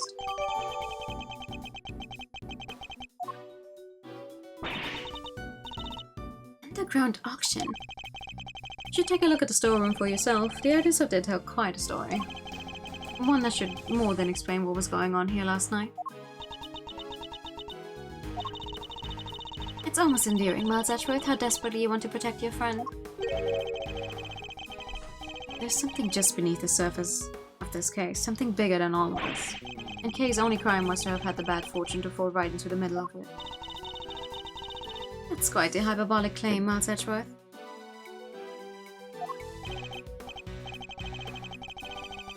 Hyperbolic? Me? Surely you're the one making a mountain out of my perfectly reasonable molehill. You're working with Interpol on international cases, so why are you investigating a domestic murder? I'll tell you why. Because this case has something to do with the smuggling ring you've been chasing. You followed the trail of items being smuggled by the ring and wound up here. Tell me I'm wrong. Tell me that there's something I sense isn't related to any of this. I'm very happy to learn that you giving up your badge didn't completely relieve you of your senses. Scruffy here told me about the circumstances that led up to that, by the way.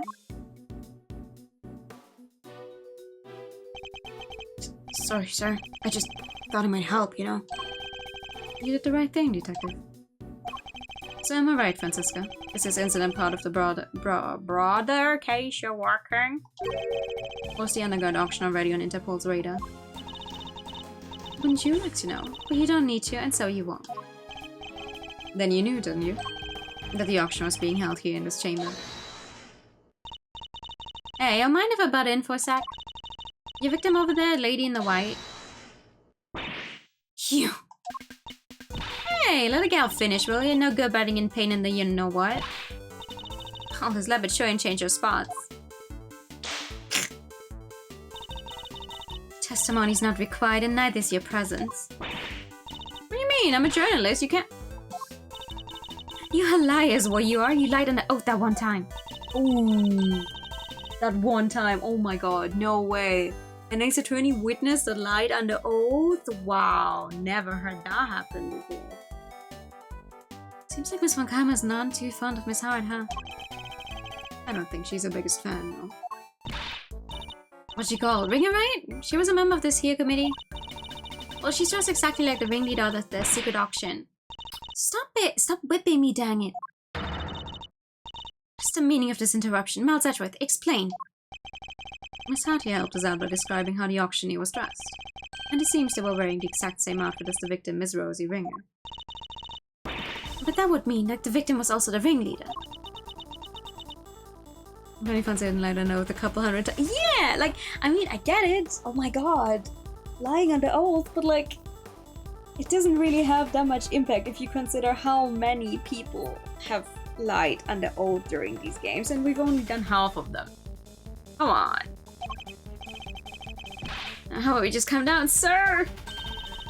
It seems I have some new information to consider. It's true that I came here to investigate the underground auction, and to arrest its head of operations, the auctioneer. But if Miss Hart is to be believed, the ringleader is dead. I guess that means your journey here today was wasted. Sir! I suppose it does. Nonetheless, I, Francisca von Karma, I refuse to leave empty-handed. You have both of your hands full with a whip. Time for a rematch, Miles Edgeworth. Fine by me. But you may find that your whip will go sorely underused this round. Fine. I accept your little explanation. That would make the storeroom the actual scene of the crime, yes. In which case, the murderer is someone connected to the auction. And the photographer is to be believed the victim was the auctioneer and the culprit was an attendee. I cannot lay in wait for the victim in the storeroom where the exchange of illicit goods was to take place.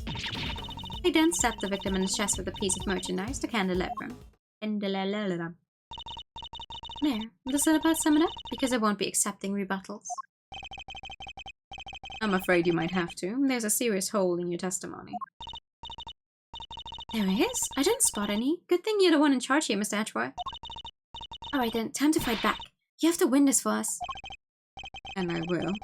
Time to take Francisca's testimony to task. Yeah, come on. Come on, baby girl.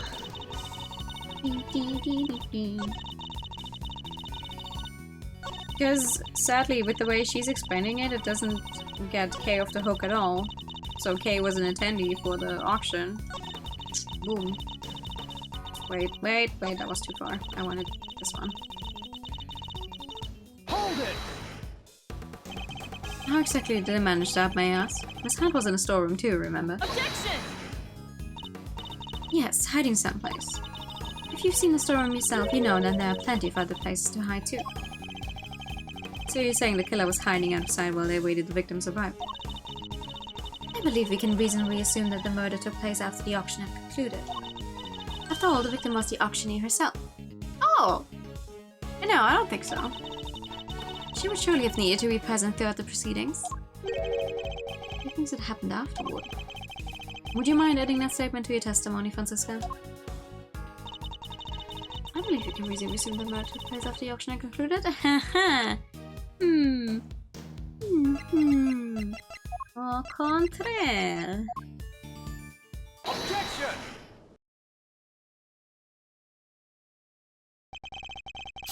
It seems you're one step behind yet again, Francisca. How so? The auctioneer was not in fact the victim, and I can prove it. This is a statement Miss Hart gave us. Well, if she made it, it's not worth the air she used to say it. Jesus Christ. I done told you I'm a journalist, dagnabbit. My word is... Did I ask you to open your mouth?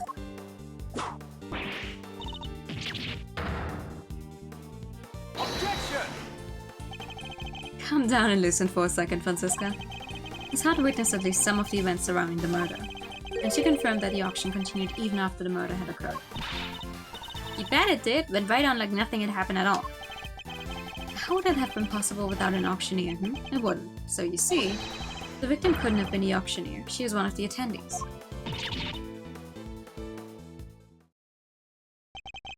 As I've been saying since the start, there's no way Kay can be the murderer, because she had been pushed down the hatch by her assailant and knocked unconscious by that time. So then, who was the victim really? Right, well, if the auction carried on after the murder, the victim must not have been the auctioneer but an attendee. Oh! That's enough. I know that sound all too well. Me too! Order in the courtroom. All rights for the chat. No! Oh god. I forgot about him. Oh, there's no need for all that pomp and circumstance, Verity. Please, everyone, feel free to call me Celsius. Yes, that'll do nicely. Celsius? Why? The room drops to freezing when you enter it? What? Ah. Alright, Celsius. What are you doing here? Well, I just stopped by to see how my boneheaded boy was getting along. So, you know, all sorts of families, but I'm not sure these two are what they meant.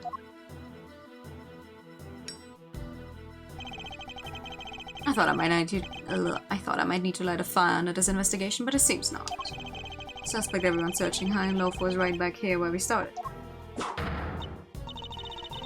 Man, detain that suspect immediately. Wait, Miss Faraday is innocent. Shut your meddling mouth. Wow, I don't think you should have that much fire coming out of that. I'm something of a problem, Miles, my boy. I thought I told you. I'm not your boy. The committee wants this matter cleared up as soon as possible. It's a matter of trust. We can't have our organization be seen to drag its feet. It's bad for us and it's bad for me too. Personally. Sorry. You must be my age. The unlawful investigation ends here, and it will not be permitted to resume. In case you have forgotten, you are no longer prosecutor. You have no authority here. And what's more, there is a matter of you aiding and abetting a suspect. She's right, of course, as always. You really are godsend, Verity. Everything I do knowingly. If you wish to prosecute me for it, be my guest. But know this. We have uncovered a new suspect. This person here. Miss Faraday was attacked by this... Overruled. You can stop right there, Mr. Edgeworth. The raincoat in your picture was discovered nearby a short while ago. The victim's blood was found on the hood along with some cherry blossom petals. Cherry blossom petals? Like the ones on the roof? Yes, they were stuck to the edges of the bloodstains, probably due to the blood being fresh at the time. Results came back already, my boy, so there's no mistaking it. Person in your picture is the victim, Miss Rosie Ringer. What? Oh. No, this completely undermines our entire case. All our assumptions were based on a person in the red raincoat being the killer. If they were the victim instead, and Kay remains at the top of the suspect list, of course. Miss Faraday, you testified to having encountered a person in a red raincoat up on the roof, correct? Yes, I did. We now know that the person was the murder victim, and you are the only person we know of who came into contact with her. Since one of you would have died, I think we all know how that encounter went. Objection! No, Kay was attacked by that person. She's the victim here, not the aggressor. Overruled. As far as I recall, we have yet to see any evidence that proves she was attacked as you claim. Okay. And even if such proof existed, Miss Ringer could simply have been acting in self-defense. Well, you can't just jump to conclusions like that. Kay is innocent. But I'm not. Huh? Hey. I'm not innocent. I don't want to believe it, but I remembered something. Hearing about the raincoat brought it back. It's just a flash, but I remember what I saw now, right when it happened. The murderer, it was me. I remember looking down and The person in the red raincoat was on the ground. It was me, Mr. Edgeworth. It was me all along. No, we're at the halfway point of this case. Okay, not even. This is one unfortunate memory that's not going to help us at all. It's just going to make it more complicated until you actually remember what really happened, or once we figure it out ourselves. So right now, this is just the worst timing you could possibly given us for this. But okay, yes. Yeah, let's go. I'm the murderer. You're not. No, you're not. You can't be.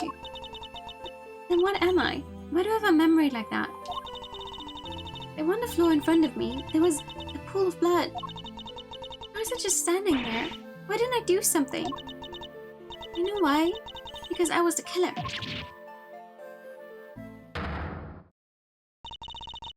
This card recognizes the legitimacy of the accused memories. What?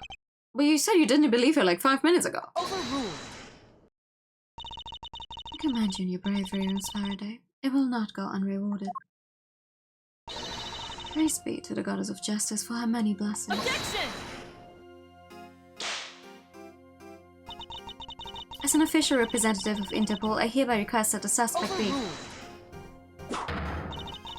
We don't have time for this. We must arrest Kay Faraday this instant. How dare you take that tone with me? This is a gross overreach of authority. I demand that you give us more time to investigate. You say my investigation is unlawful? What could be more unlawful than this? Fortunately, you no longer speak for the law. Indeed you don't, but I do. And while I can't help but be moved by your dedication to your friend, I have to agree with Verity. Speaking of the law, it seems there's one other we must arrest. Ah, yes, I almost forgot. Miles.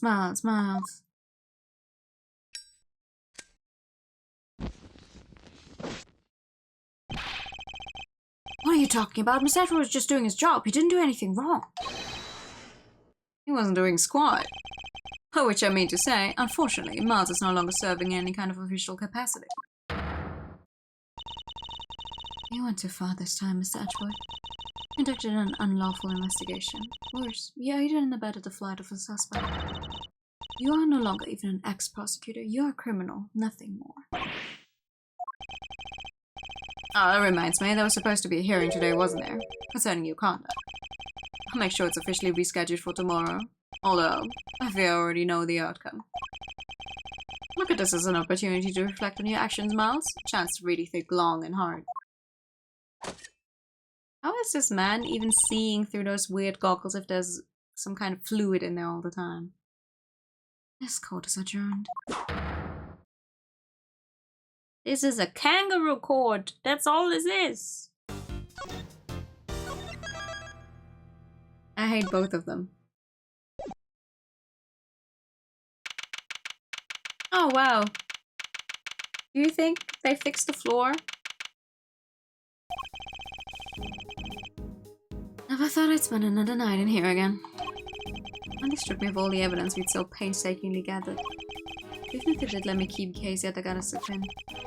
Can't help but worry about her. They better be treating her well.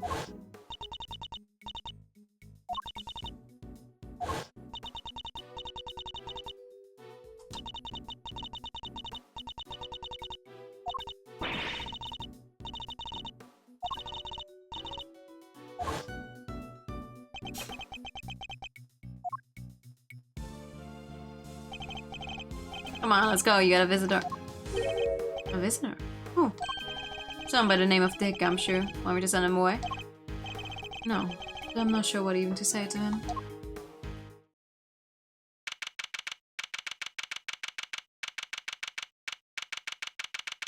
I'm sure. Wait here. That's not our first time in the detention center, funnily enough. Leaving me unsupervised.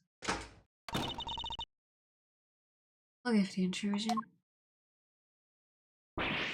Eh? Just go back. Please, Mr. Ashworth. Take a seat. Fuck do you want? What are you doing here? I was told it was Detective Gumshoe. I imagine you wouldn't come if you knew it was me. What could she possibly want from me now? I suppose I better find out. Girl! What? You may not be aware of this, but you're only permitted to meet with specially approved visitors. So I'm to be treated like a dangerous criminal, am I? I suppose my reputation has rather plummeted. It has indeed. For you, of course, and your friends. But attorney the other girl of raising quite a fuss earlier. And then Amy. I saw them launch some extremely heated words at one of the guards. No, you didn't. You may think the goddess in that regard, for even she is too busy to deal with each and every infraction. You will not be punished for the bad behavior. Did you come here just to chit-chat with me? You must have a lot of time on your hands. Ah, speaking of which, Miss Von Karma is continuing the investigation where you left off. I just thought you would like to know. I figured you would be worried about how they were all doing. I hate to admit it, but she read me like a book. Let's cut to the chase, Your Honor. Why are you really here? I'm here simply to talk, nothing more. There's something I wish to know about you. Me? Yes. Who else? Objectively speaking, you are highly intelligent and quick-witted. And a born prosecutor on that. Please, Judge Gavel. Your sarcastic praise is but salt on my wounds. But I sincerely mean every word, Mr. Edgeworth, and it is why I fail to understand you. Take this latest case, for example. You're up against the very committee itself. You had no hope of succeeding. Even a child could have seen that, and yet... I don't imagine the old me would have ever been so reckless. The old me had power, and because of that I thought that justice was always on my side. Just as you and the committee believe now. But a certain person changed my mind. He made me reckon with my selfish and skewed sense of justice. And once the scales had fallen from my eyes, I began to look at people differently. I saw that I was only able to be an effective prosecutor thanks to the efforts of those around me. Detective Gumshoe, the many investigative officers of the force, and even Kate. It changed me. The degree to which it changed me still surprises me to this day. Say, thank you. I feel that perhaps I understand you a little better now. You understand me? I highly doubt it. Someone who is so focused on forcing the idea of justice onto others can't possibly see what I see. Is that so? Is that what you truly believe? I will say one thing. This has been a very interesting conversation. That is all. Before I go, there's one remaining matter. I was asked to inform you that the date of your hearing has been confirmed. It will be held today, in the Triumph Chamber. The committee sends its warmest regards. Send them 2 fingers back. My left and my right middle finger. If that was all you had to tell me, you could have just sent a message. Trust the goddess's words to another. That wouldn't do now, would it? Until then, Mr. Edgeworth, I'll see you again very shortly.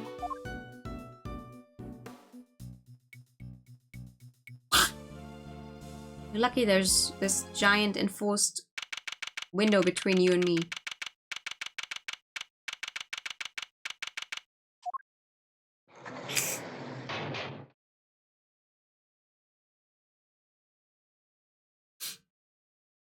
Alright. Oh, I'm allowed to move! Hey! Barely spent any time in here and already I can feel my personal appearance slipping. I've given up my badge, but I mustn't give up on myself. My collar! It's slightly creased! Yeah, a tidy outside begets a tiny inside! Which is why it's more important than ever to take care of myself. Oh god, a tiny crease! Oh no. Did they fix it? A very basic bed. I can't say it was very comfortable to sleep on, however. I imagine Detective Gumshoe would sleep soundly in it nevertheless, loudly snoring all the while. I suppose we'll probably never get to work together again. But I don't have any regrets about the bed I've made. I will follow my own path to the end. Okay. There's a menu here on the table. Seems that detainees are able to pay to have their meals brought to their cells. Looks good. Spaghetti and mac and cheese lunch at Linguini for only $1. Smarty and brown rice special for limited time only at regular white rice at no extra cost. It's probably for the best that I'm not very hungry.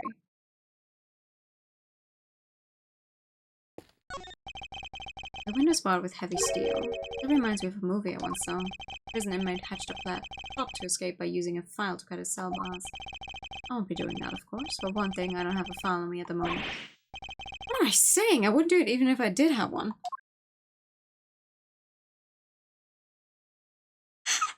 Are you sure? There's a note on the wall next to the toilet. Sorry, we're currently out of toilet paper. Please make the necessary mental preparations before using the toilet. What sorts of mental preparations can one even make? Is there anything else?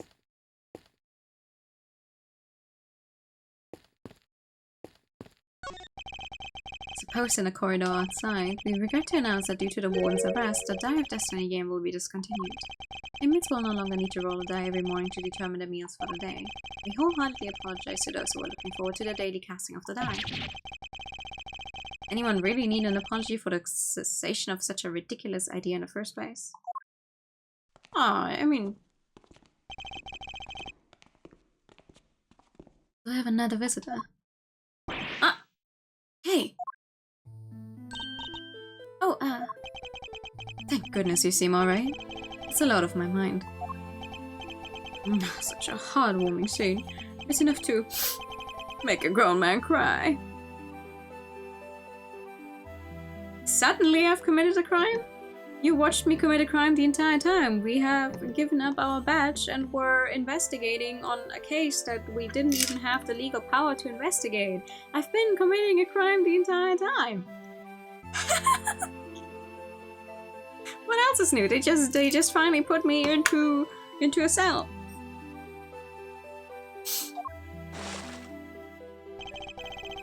But you're still not your usual cheery. I mean, you have to stay positive, Kay. You didn't do anything wrong. In fact, I guarantee you didn't. No, you have to let it go. I'm the murderer. I know that now. But you're not. You can't be. Why didn't you have any faith in yourself? Can I, Miss Satchworth? When there's no me left to believe in? None at all. I don't think that's true. Before you lost your memory, we spent quite a bit of time together. And I dare say you left quite the impression on me. So you see, there's still plenty of you left. That's why I believe so much in your innocence, and why you should believe in yourself too. Thank you. But I can't. It would just cause more pain for the both of us. Please, you have to forget her. Forget that Kate. She's gone. Okay, no. You remind me of my younger self, you know? So noble, so bold. This is the justice you and the committee stand for. Justice. I suppose you could call it that. What's he up to? Slim Six saying about his beard? Yeah! I mean... He also doesn't seem to be... Like, he's not a very nice person. She cares around her finger. Why is he going to such lengths to control everything? I can't shake the feeling that something is very wrong here. There's some hidden agenda at play. His Celsius is worth keeping an eye on. Do you remember what his fan-translated name was, by any chance, off the top of your head? I'm sorry, I'm just interested.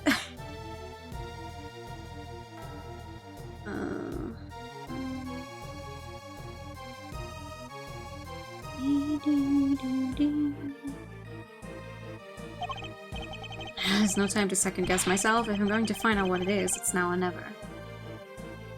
Lay's the best. That's most certainly a play on his whole fire stick, no?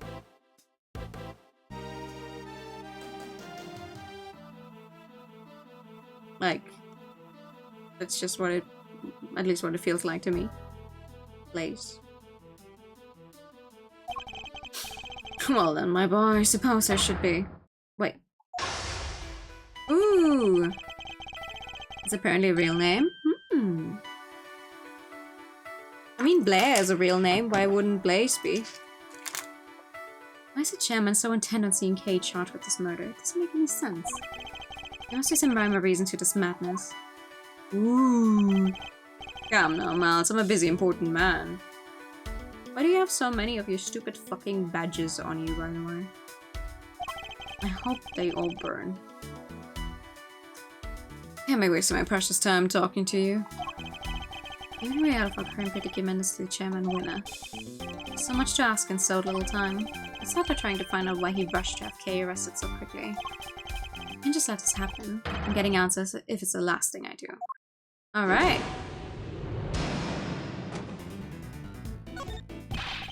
Doubling is a play on praise. I mean, be the best if you only see the show be. Oh. Well, all I can say is, I know I never played it, and I probably never will, since I'm now playing this official translation. The fan translation for this specific game really went out of their way. Like, they definitely thought long and hard on how to make all of these names something special and cool, and props to them for that. Why were you so keen to pursue Kay's arrest? I've yet to hear a satisfactory explanation.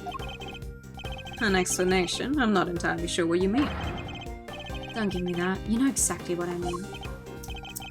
I advise you to moderate your tone, dear boy. Need to remind you of your position. Johnny Blaze from Ghost Raid. That's fair. He's another one of those characters where I feel like we had it with Detective Bad, and I was always like, oh my god, he's gonna pull a gun out of me. But with this guy, I'm just waiting for it to actually be a gun. Like, hello? Suppose we did let your friend go free. What then? What do you mean, what then? Think how that would look, my boy, and who would have to take the blame? Me, that's who. Celsius. It also incorporates Celsius, once again referring to his flames. I can't wait to see him burn. You're right to keep your mouth shut, that way you won't say anything foolish. Sorry, but I can't stay silent forever, not while Kay's innocence is still in doubt. You're breaking my heart. Just look at this flood of tears. Spilling out. Please, just leave it alone, will you? Things are coming along nicely until you interfere.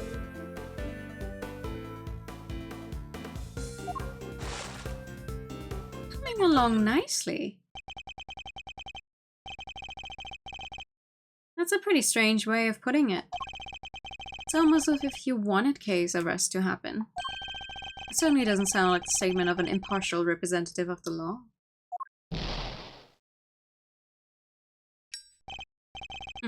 You think so? Well, that wasn't my intention.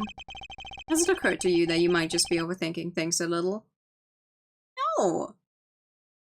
Motherfucker, you look like you could, like, start biting people. Have you taken a look at your teeth? And half of your sprites feature you going, but not in a nice way. You look and act like a predator. In every single way. You're giving me the creeps. Chairman Winner certainly knows how to dodge a question, but it doesn't change the fact that serious doubts remain concerning Kay's arrest. Next, we need to press him on whether he really believes the investigation was sufficient. Alright. We can't allow any of his statements to go unexamined, no matter how trivial they may seem. One of them may just give us the breakthrough we need. You can hardly say your investigation was sufficient.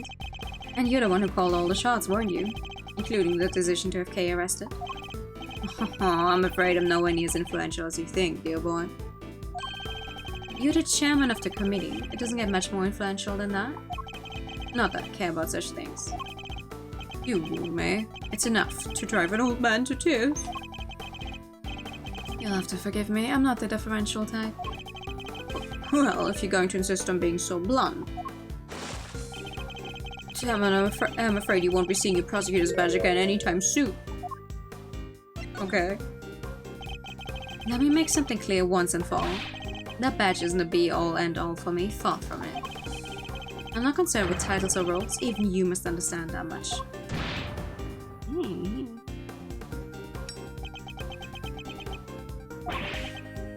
So young. So very young. A word of advice, Miles, from somebody who's been around the block. You're hopelessly naive, my boy. Idiotically so. Oh! Oh, now I'm hopelessly naive, I see. I'll certainly get under his skin. He might be less guarded in his answers while he's in this state. That's my chance. Okay. How much time was spent on your investigation altogether? My, you really don't give up, do you? But even my patience has its limits, you know. What a coincidence, so does mine. Now answer the question. Do you believe that your investigation was sufficient or not? The youth these days are wont to be reckless. Makes me want to put you in your place.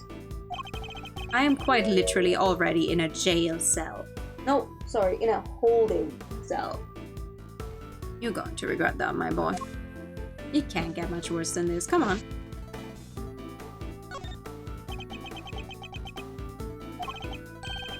Well, maybe you do know your place after all. What's the matter? Scared? Hardly. I was just thinking about how best to proceed. Getting answers from the elderly requires sensitivity. They can get quite emotional.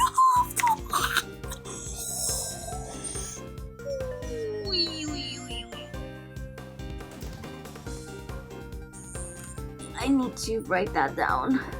Oh my god. Yeah, right? Usually it's only... the prosecutors are not ones to wear their badges. To display their badges. They obviously have them somewhere on their person. So, but...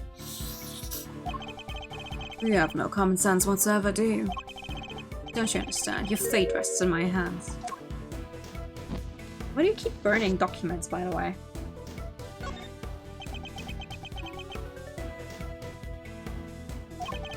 Let's say you do manage to get some answers from me.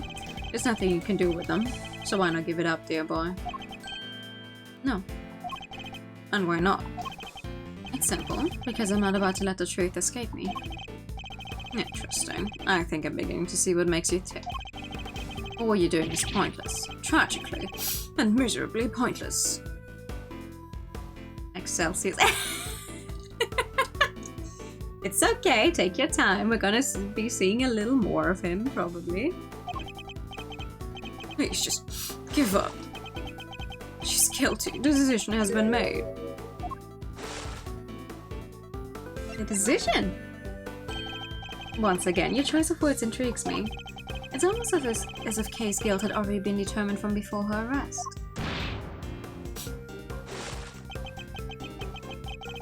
What are you trying to imply? I'm implying that things haven't gone as they normally should. In fact, everything has proceeded as if Kay's arrest was the end goal right from the very start. Well, Chairman Winner, was it? That's certainly an intriguing theory. But it's also a complete work of fiction, and I'm afraid I don't have time for such flights of fancy. I think it's time we brought the shabby little farce to an end, don't you? No! You have 2 more pieces. No, he's trying to make us escape.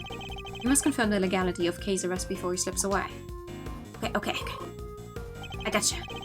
It's faint, but the truth is finally beginning to emerge. And I'm not about to let this opportunity pass me by. Wait, we're not done yet. I'm tired of all this talking, so make it brief, will you? Okay, what grounds did you have? Based on everything I've heard from you so far, it's clear that Kay's arrest is entirely unfounded. Yes, I think we're all familiar with this particular refrain of yours by now. But I'm afraid it doesn't matter either way. You don't have what it takes to secure her release anyhow. How dare you take us so lightly as a man of the law? My, you're a rude little boy. My fuse is only so long. Haha.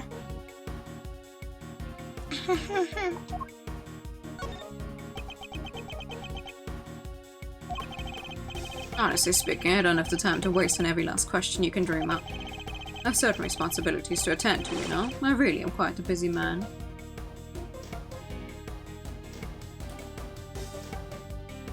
Are you? It really doesn't seem like it.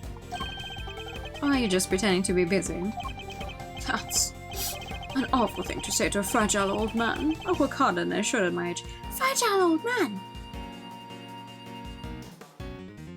You have a six-pack and like a bodysuit attached straight to your skin. You look like you were put into a vacuum. Like one of those vacuum machines that take out all of the air so it goes so you can send stuff in smaller packages. I ask you, my boy, what could I even hope to accomplish by putting up such a pretense? You're hoping to avoid talking about the case. You obviously don't want to talk about the case anymore. And that's why you're so keen to get out of this conversation, isn't it? Oh yeah, he is!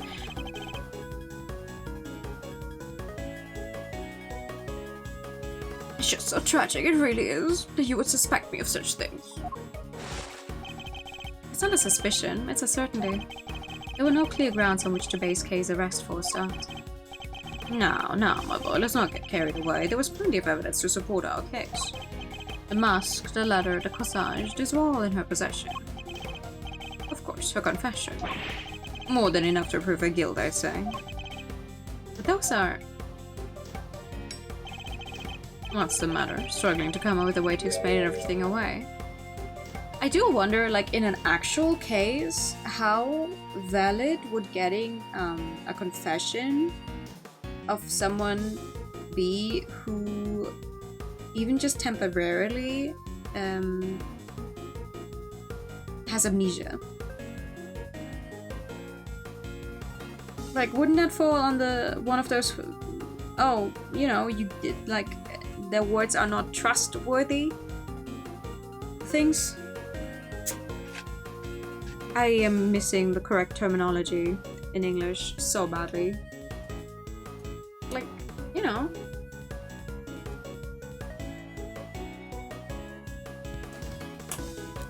Pretty unreliable evidence. Yeah.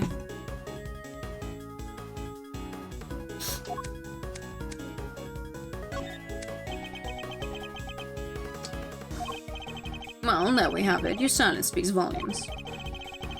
It's true I can't counter your argument right now, but you did let something valuable slip. Suspiciously detailed knowledge of the evidence against Kay. He rattled off that list like he knew it inside out. I think that might prove to be a valuable clue. We're not done yet. I'm tired of all this talking, make it brief, will you? Yeah. Who gave the order? Who gave the order? Who decided that Kay should be arrested? You know, I can't seem to remember. Don't ever get old, Miles, my boy. It wreaks havoc on the memory.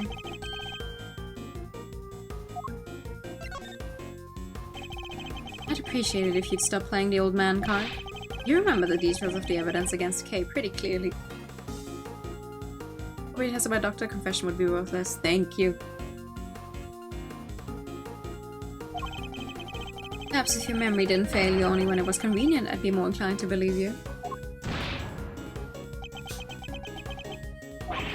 So let me ask you again, who gave the order for Kay's arrest? You're a sharp one, I'll give you that. My son could learn a thing or two from you. Yeah! Your son should learn that your birth and blood family is not the be-all to end-all and find better people to surround himself with. And I don't even know his backstory yet. If he wasn't such an incurable numbskull, that is. It's a tragedy, really. I don't want to hear about your son, I want to know who authorized the arrest. You're very mean, you know that, don't you? The arrest, you say? I believe the order was given by... Everything to cause the case quickly and all that? Come now, Chairman Winner, we both know it was you. Alright, you got me. You make it sound like it was somehow a bad thing, though. But I have a reputation to uphold, so I guess I better clear up this little misunderstanding. Yeah. How is he both perpetually just, like, wet all over so he can wring out his beard, but he's playing with fire all the time?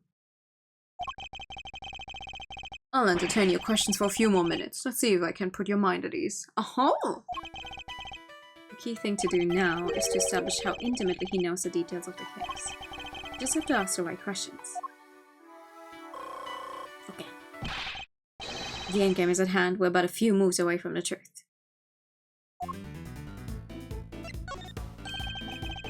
You seem to know the case in quite some detail. I know about lots of things, my boy. I'm just smart like that. Playing with fire is precisely the right word. Yeah. But you telling me... I mean, I guess they colored it in that way. Show, but you're telling me all of these are tears? Really? I think he should go see a doctor. Like, as soon as chance he has, he should go see a doctor.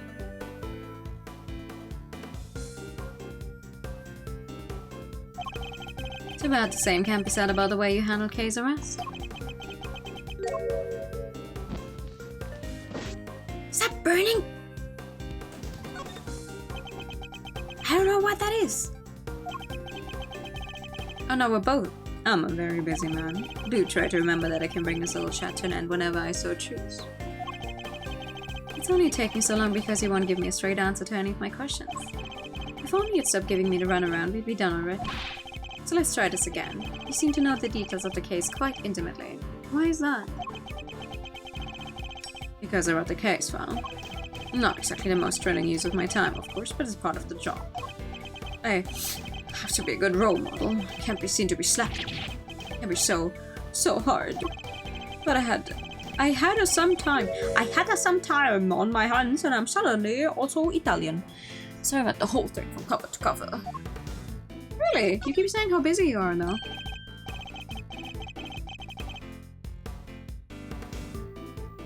Damn. Do you think he would have been a child actor? They always look for children who can cry on commands. That's strange. I could have sworn you just told me you're a very busy man.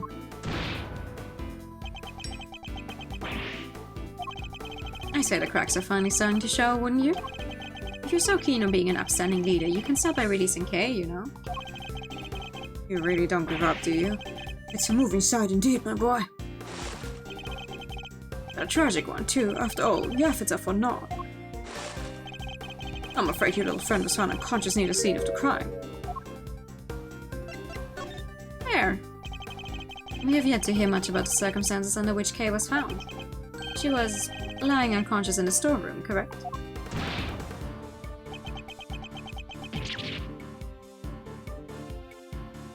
Ah.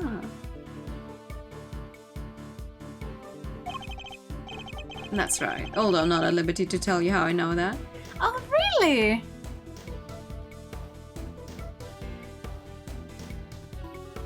Interesting. He knows things even we didn't. In fact, he seems to be aware of every tiny detail about this case. This could be a valuable clue. Alright. The suspect, Kay Faraday. How much do you know about her exactly? I know she's a suspect. Aside from that, not much else. Cross my heart, but it's true.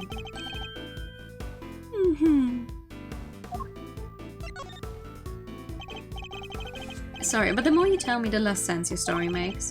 For one thing, you know details that even those investigating the scene were not aware of. Why is that?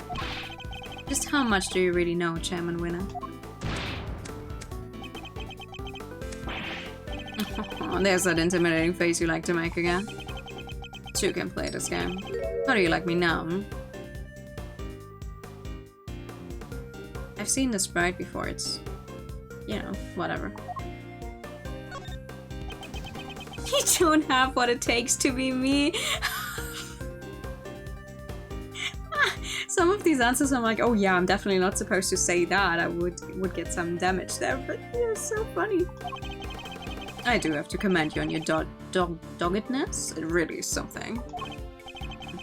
I'll take it as a compliment. Take it however you like, but wrap this up, will you? Hey, you just don't have the stamina anymore. He's a pyromaniac, you also need to go. Okay. Bye, Mel. Have a good night. Thank you for coming by. She's the culprit, the only possible suspect. Just accept that already.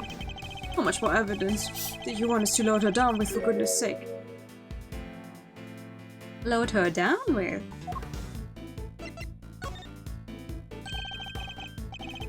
Yet another interesting turn of phrase. One that makes it sound a lot like the items Kay was carrying might have been foisted upon her. Impressive. You really do pay attention, don't you? It's no wonder they used to call you prodigy, Mr. Ex-Prosecutor. I think you know the answer to your own question by now. Why don't you just go ahead and say it? I want to hear it from you. It's finally time to shed light on the truth. All that's left is to play one last move. Kay is innocent. No, my boy, that's just clumsy. Anyone can blurt out a baseless assertion like that, even a disgraced superstar prosecutor.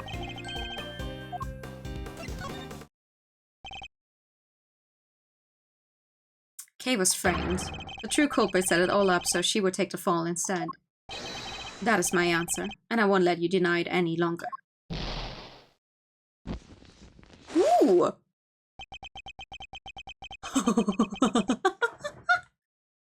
Ayo! My, you really are a sharp one. It's a bit of a shame you chose to hand in your badge. I admit it, you're right on all accounts. And that's checkmate. Except we're still in jail, and how are we going to prove all this? You knew Kay wasn't a real murderer, and yet you still had her arrested. What's worse, you thought you could get away with it. But you won't, not if I can help it. There you go with the naivety again, my boy. I guess that was always your problem.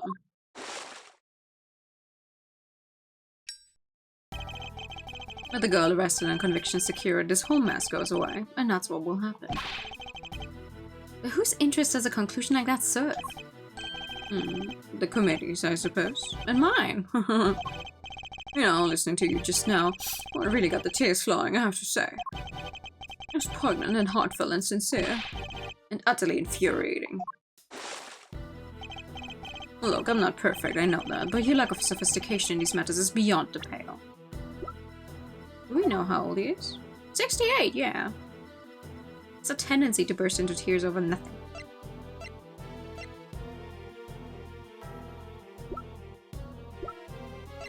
These ages are crazy. He's 68 and she's 60. What? Alright. You insist that the truth is more important than anything else. But would you say the same if you knew what the real value of the truth is? What are you trying to say? When you get to my level, you don't uncover the truth. You make it little by little. You're talking to the one guy who was raised by one of the most corrupt prosecutors we have seen in this series so far. Do not start. Okay, Faraday, murderer, that's the truth. The truth I created. Yes, my boy, that's what I like to see.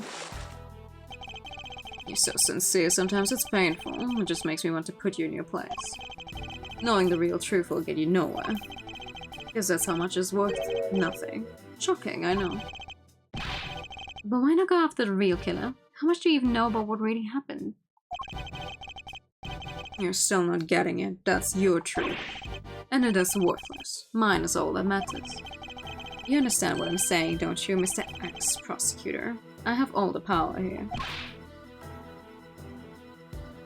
Curse you. Well, aren't you menacing? You and your little friend are just as bad as each other. Violent criminals who deserve to be locked up. You pay for this.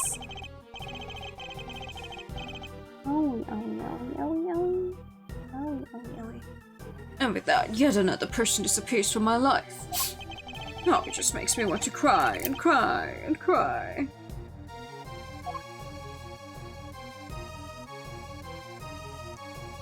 What an asshole. I'm not planning to disappear just yet, Chairman Winner. There's still a hearing later today. Just you wait. One way or another, I'll prove Kay's innocence to the world then.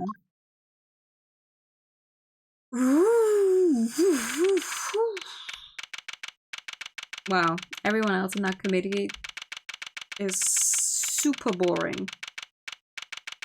And then Gavel is just over there in her fancy sprite.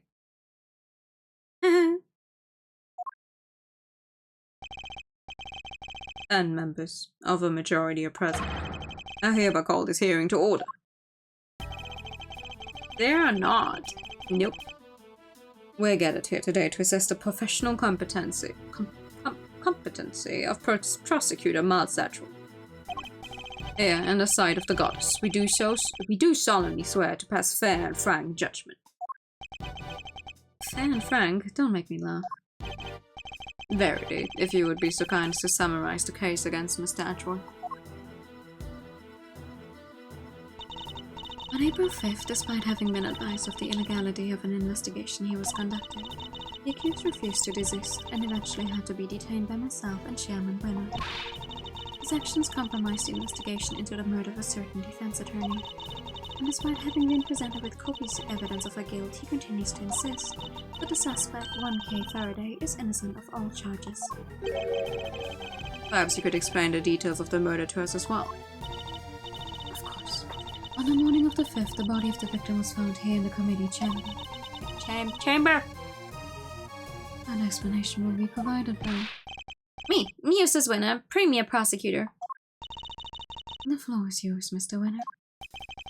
The murder itself happened late on the night of the 4th. The victim was Miss Rosie Ringer. The same night, an illicit auction was being held here in this very room. Ringer took part in an auction, I think. Yeah. Meaning that the murder took place sometime during the auction. When she was found, Ringer was dressed in an outfit that matched the description of the auctioneers. However, due to the fact that the auction carried on after the murder had occurred, I deduced that Ringer was not in fact the auctioneer. Oh, you deduced that? You deduced nothing of the sort. You introduce every single character design?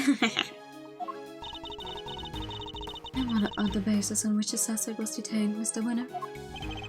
Yeah, I got this. So Faraday was overcome by... Crushing remorse, Eustace? Yeah, that. Tons of crushing remorse. So she confessed. According to her confession, she was on the roof of this building when she encountered a person in a red raincoat on the viewing platform. And that person was Miss Ringer, I take it? Precisely, Mr. Chairman. You can address the victim in the auctioneer's outfit after the fact. At the time when she was killed, Miss Ringer was wearing a red ring. And who won the race to find that raincoat nearby? Me, that's who. Did you? I thought it was somebody from forensics. Strictly speaking, it was found by one of the forensic investigators under Mr. Winner's command. I knew it. The blood analysis on the coat showed that it was indeed Miss Ringer who had worn it. And the suspect's confession was the final nail in the coffin. She confirmed having committed the murder. So as you can see, Kay Faraday was the killer. There's no way anybody else could have done it. Wow, do you do this shoddy detective work all the time? Or is it just on the cases that I have the displeasure of meeting you?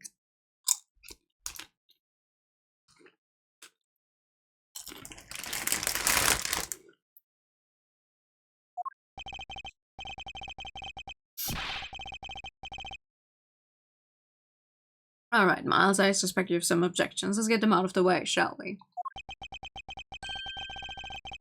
I have no objections, Chairman Winner. Well, now, is that so? I thought it would have taken more than a single night and intention to break it. No objections in the matter of my unauthorized investigation, that is. But in the matter of Miss Faraday's supposed guilt, I have plenty. I can personally attest to the fact that Mr. Winner's investigation was fair and impartial. Of course it was. When it comes to carefully conducted ops, I'm the winner every time. You know, Miles, it's within my power to offer you a plea deal of sorts. If, and this is purely hypothetical, of course, you were to withdraw your objections. You might wake up tomorrow to find yourself the proud owner of a seat on this committee. On this fair and frank committee?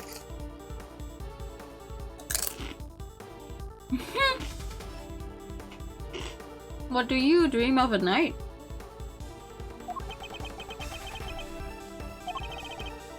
So I'll ask you again, do you have any objections, Mr. Ashworth?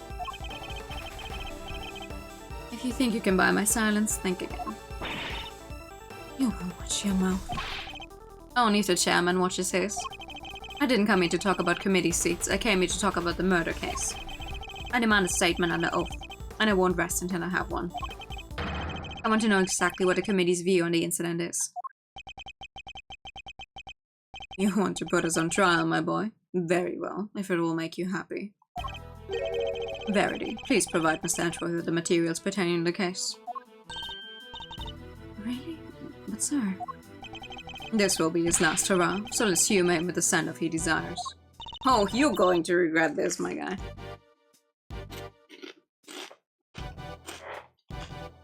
If you say so, Mr. Chairman. Not the kind of voice I wanted to give her. Let me see. Did I just get everything back that I had earlier? Oh. Alright. You have no objections to Verity representing the committee, I assume? None whatsoever. Mr. Edgeworth. No more, okay? Everything will be fine, you'll see. Nyahaha.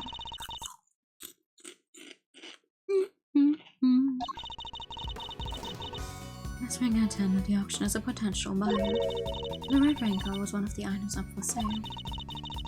So our assumption is that after winning and paying for it, she left the auction with her purchase. The only exit from the storeroom was, of course, the hatch leading up onto the roof.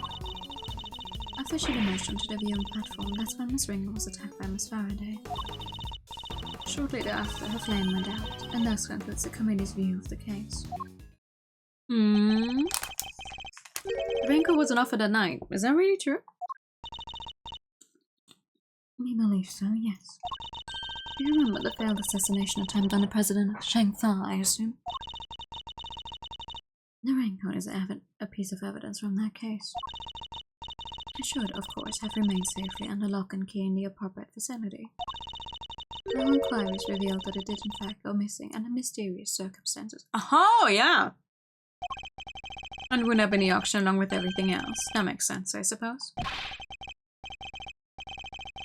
Wonderful work, Verity. Just wonderful. Crystal clear as ever. Yeah, it's the kind of voice I thought would fit her, but it's both very exhausting to do, and also I can see that my microphone doesn't like picking it up very much.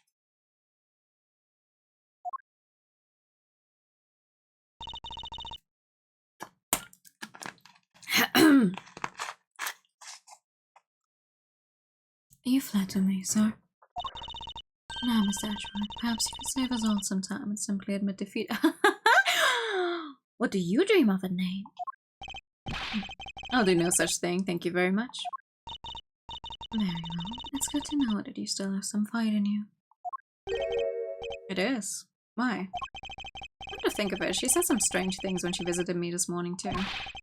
What exactly is she up to? Time to find out.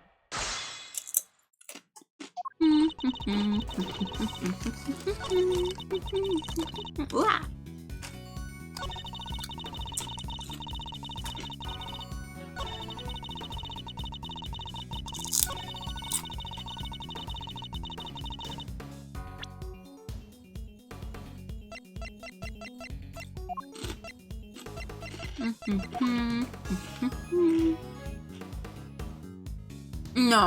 No.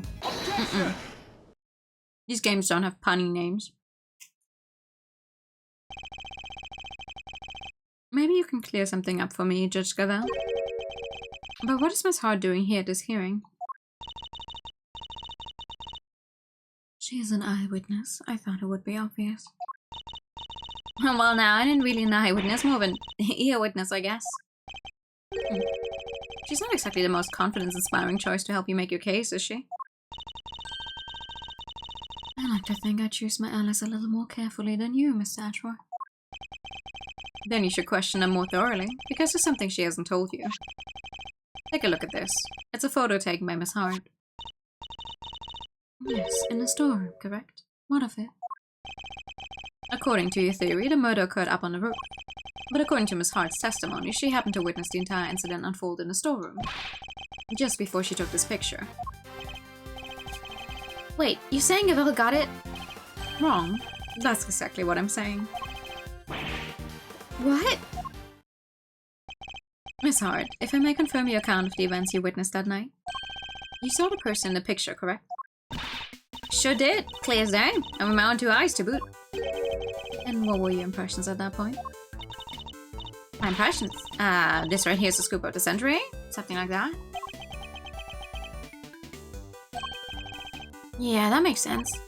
I was hoping more for your impressions of the person in question. Oh wow. Now there is a walking meal ticket? Seriously? Just my little joke. No need to look at me like I done sat on your lunch. Alright, Raincoat, right? I took one look and I thought that's our perp right there. And therein lies the rub. For Miss Hart to have thought such a thing means that the murder occurred. Oh, Mr. Edgeworth, when will you learn to use your words? If it's an explanation of the facts that you require, you need only ask, you know.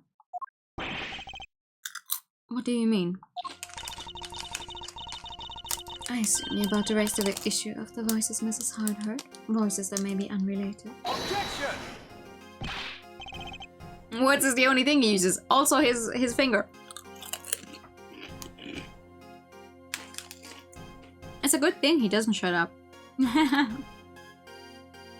Unrelated. You can do better than that.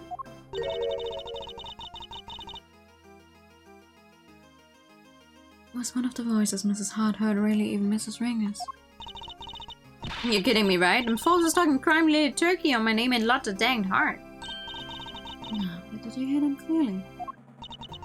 Well, can't rightly say for sure, but I can't really say nothing and you know it. He was using voice changers. I done told you all that. Precisely. Miss Hart heard voices, but those voices are disguised. Which means we cannot even be certain that whatever she did over here had anything to do with the murder. You know what else I'm wondering about right now, actually? Sorry, only semi-related, but if the entire auction has taken place down here, where was Yvelle during the time? Her card was used in the evening to get in here as well. Were you the auctioneer, milady? Objection!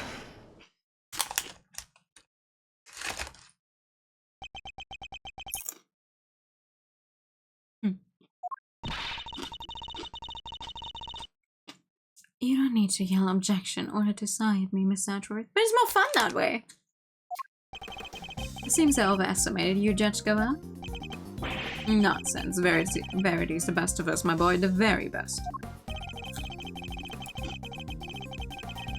And yet she believes that what Miss Hart heard might not have had anything to do with the murder? Even supposing that that's the case, it doesn't prove the murder didn't happen in the storeroom. The incident happened before the victim was able to go up to the roof. That much we can say for certain. And I can tell you why. This proves that the incident happened before the victim went up to the roof. The bloody hand. Take that! We initially thought that the person in the red raincoat was the culprit. Yes, because Miss Hart said as much. Indeed, she told us about the blood she saw in this person's hand. And I doubt many people would have thought differently given her testimony. Ergo, if this person's the killer, then the blood we see would be from when they attacked the victim. But knowing what we know now, that this person is in fact the victim, it recontextualizes everything.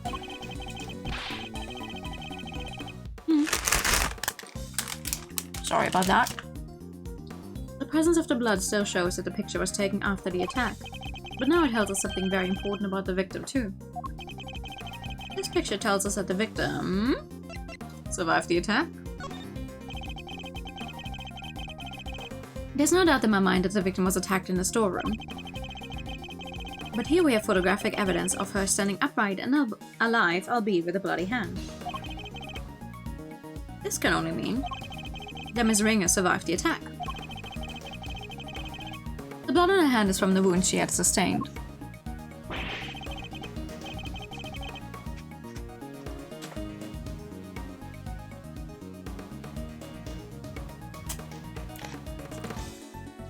talking about? Who dies from a hand wound? The wound wasn't on her hand, Mr. Winner. I imagine she had used her hand to try and staunch a wound. That's right. Well, it's impossible to tell from this angle. The victim was already mortally wounded here. Well, that certainly would change things, wouldn't it? It very much would. Not least by making it absurd to suggest that Kay was the attacker. The encounter with the victim happened after this picture had been taken. After the victim had already been attacked and was in critical condition. I put it to you that all Kay witnessed was the victim finally succumbing to her wounds. Put him back in the oven for 5. Considering his dad, I don't want Eustace anywhere close to any fire sources. That would have been quite a coincidence. It's a textbook case of wrong place, wrong time, I'd say. You seem to be forgetting a rather important fact, Mr. Atchworth. Well, that or pretending to not remember it. What fact am I forgetting? I think it's time to wrap things up, don't you, Verity? Put the boy out of his misery. Dad, Gavel works for me. Why do you keep giving her orders? That's my job. You really are a total and utter embarrassment. I'm not. I hate to break it to you, but you both are. Go to it, Gavel. Put the Edgeworth out of his misery. As you wish. I would like to know if I have a feasible chance of finishing this case. Probably not. No, never. Every time I think there's not that much left to a case, they hit me with another like 2 hours, so... Miss Ranger's body was found with 3 wounds in its chest. And we all know what those wounds are from, don't we? That's right, they're from when she was stabbed in the chest by 3 on candlelight wood. I doubt anybody could survive such grave wounds. If you care to read the coroner's report, I'm sure you would change your tune. Nicely done, Gavel. Now Edgeworth will have to make several objections. Yes, I'm afraid I will. What? Why? Weren't you listening? Oh, I was listening. Very carefully, in fact. Hence my objections. Come on, why do you always have to undermine me? Well, that's never my intention, I assure you. It isn't? Because you do it so well to yourself every single time already. Of course it isn't. Yeah, I knew that. Because, Please, Eustace, just stop for goodness sake. You've already embarrassed me enough. Huh? What do you mean, Dad? Oh yeah, your backstory in case 5 is gonna be fascinating, isn't it?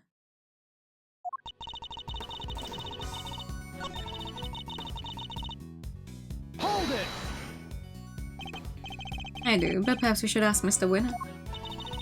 He does, I'm sure. Don't you, Eustace? Oh, me? Oh, you bet I do. I know this case inside out. What does he think he's fooling? Eustace, my boy, make an old man happy and at least glance at the coroner's report, would you? Sure, let's see. Yada yada, 3 puncture wounds, blah blah, candle holder. No way, that's what they use? Crazy.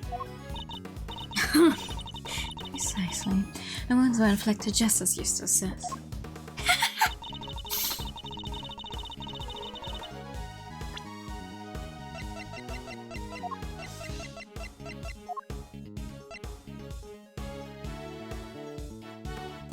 Objection!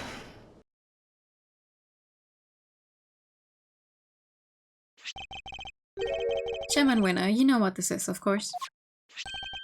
The red raincoat. That's right, isn't it, Verity? Yes, sir. The one Miss Ringer was wearing. I'll warn you, Miss Edgeworth, you will not be thanked for retreading old ground here. Well, I'm afraid I might have to regardless. Now then, if you answer me this, Judge Gavel. You told us that the victim's bloodstains were found on the coat. But do you remember where exactly they were found? Of course, they were found in the hood and... What's the matter, Verity? The hood and... Was blood found anywhere else on the raincoat? No, it was not. Doesn't it strike you as odd? The victim died of stab wounds to the chest. Wouldn't that lead one to expect to find bloodstains in that area? And yet, there was blood only on the hood. That's a glaring contradiction if I ever saw one. The head wound the victim suffered wasn't just some incidental injury. It was inflicted before the stab wounds to her chest. Perhaps you're correct. Perhaps the victim did sustain the head injury first.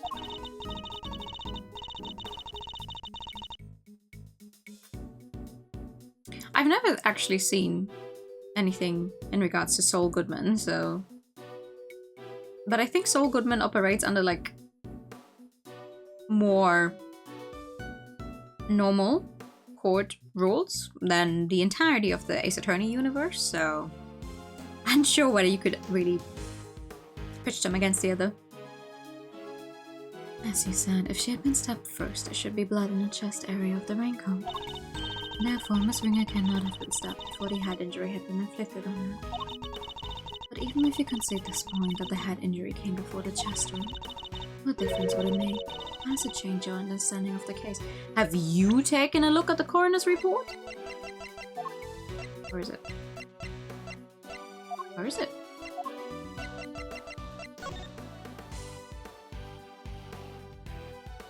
Victim also suffered a head injury post-mortem.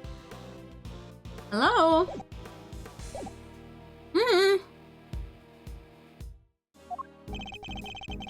I'd say it changes things a great deal. In fact, it raises an even more fundamental contradiction. That is quite a bold claim, Miss Edgeworth. I have to admit you have me intrigued. Perhaps you could show us this fundamental contradiction by some evidence. Yeah! Which piece of evidence best demonstrates the contradiction in order of the Take that! Come on. What's going on with you guys? There is a big difference between post-mortem wound. This is Dr. Hurt's preliminary findings, according to which the victim suffered a head injury post-mortem.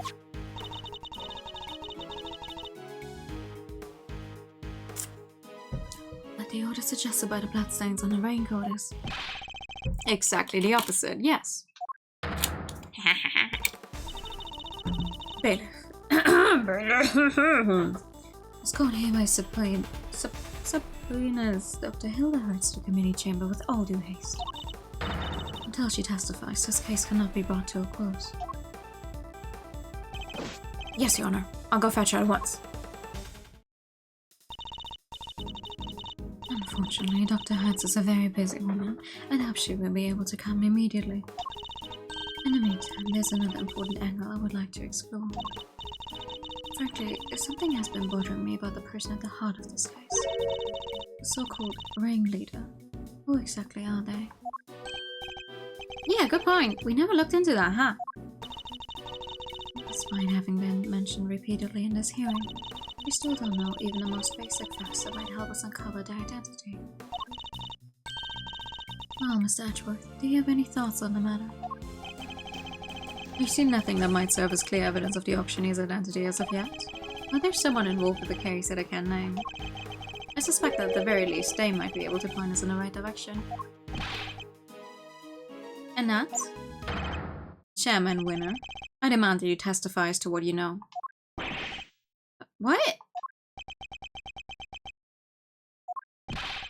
Are you crazy? Why would you accuse my dad? You would cast doubt on the integrity of the chairman of the committee? I would cast doubt on your mother. Girl, this is the how manyth case that you've kind of been going against me? Ooh, you would cast doubt on this and that high-ranking person. I do not give a fuck. Do you understand the implications of such an act? I don't care who or what he is, we're talking about the truth here. And about a man who seems dead set on framing Kay at all costs. The mask, corsage, ticket stub and everything else, the items Kay was carrying when she was found. They were deliberately placed in her possession somehow. By Chairman Winner himself. A shocking accusation and one I find hard to believe. But for the sake of completeness, I must ask, why would he do such a thing? To case suspicion on Kay, of course. Why else? I even managed to get him to say something to that effect. Chairman Winner, your rebuttal, please. I think the good chairman might be in shock. So what if I did? Did you hear me, dear boy? I said, so what if I did? You say you got me to admit as much, but where's your proof, With no witnesses to speak of, your word alone is hardly enough to make an accusation like that stick. Do you mean to tell us that you have something more to base your outburst on? Still has the arrogance he showed back at the detention center, and yet... Mr. Atwood, I'm going to have to ask you to explain yourself. If that's alright, Mr. Chairman. Not at all. I'll be very interested to hear this for myself. I'm intrigued to learn where Miles might have gotten the idea that I'm some sort of criminal. Because you'll never find a more fine and upstanding citizen than myself.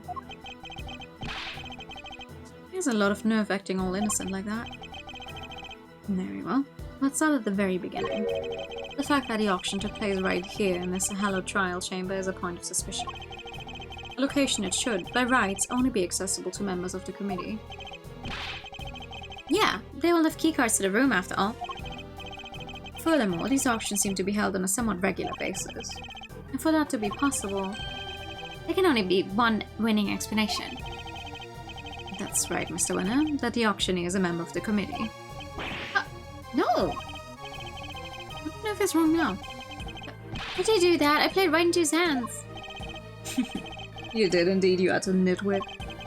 But Miles, my boy, you do realize that you've cast quite the wide net with your explanation. That's true, there are 11 members of the committee altogether. 10 given Miss Ray's unfortunate passing, and potential suspects in total. Well, it certainly isn't me. It can't be the chairman, can it? Whoever to speak up right now. Calm down, all of you, please. Well, Miles, is that all the proof you got against me? You're very quiet all of a sudden. It's too late to back out now. You accused the former chief prosecutor and current committee chairman of a crime. I would tell you to prepare for the worst. But there's no preparing for what you're about to face. Oh hell yeah, let's go. Let's do it! You've been forcing us to argue over every little detail for a while now. Where the murder happened, the order of the victim's injuries, some other things I hardly even remember. But you needn't bother, my boy, because it's all irrelevant in the end. Think about it. The suspect herself has already said she did it. That's all that matters at the end of the day, and her sentence will be lighter for it, so rejoice. And there you have it. Feel free to pick holes in it as you see fit. How can I when that was barely a testimony to begin with? That man, he's a very powerful person, isn't he? It's okay, Mr. Ashworth. Please, just let it go. I did it. I'm the murderer.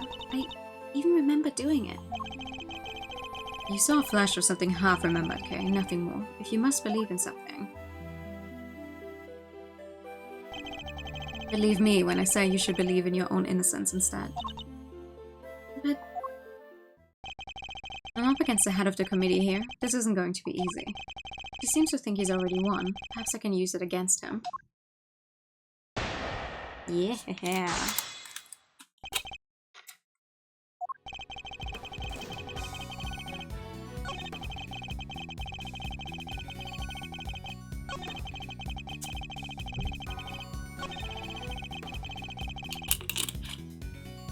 Hold it! Just because she confessed to something doesn't make it the truth. He's suffering from amnesia, so any statement she makes should be taken with at least a grain of salt. Objection! Oh. Even so, it doesn't exactly solve anything for us, does it, dear boy? And it would be nonsensical to dismiss her confession outright. I tell you what, why don't we ask her one last time? Though I'm sure she'd just say she did it again. Fine, let's do it. Let's ask her again. We'll see if she really believes herself to be the culprit. Huh? You mean me? Is this really what you want, Miss Atwood? If it goes badly, it could significantly weaken your position. I know, but there's no other way. I only request that I be the one to question her. You really know how to tug at an old man's heartstrings, you know? But fine, ask away. On one condition. If this turns out to be a waste of time, that's it.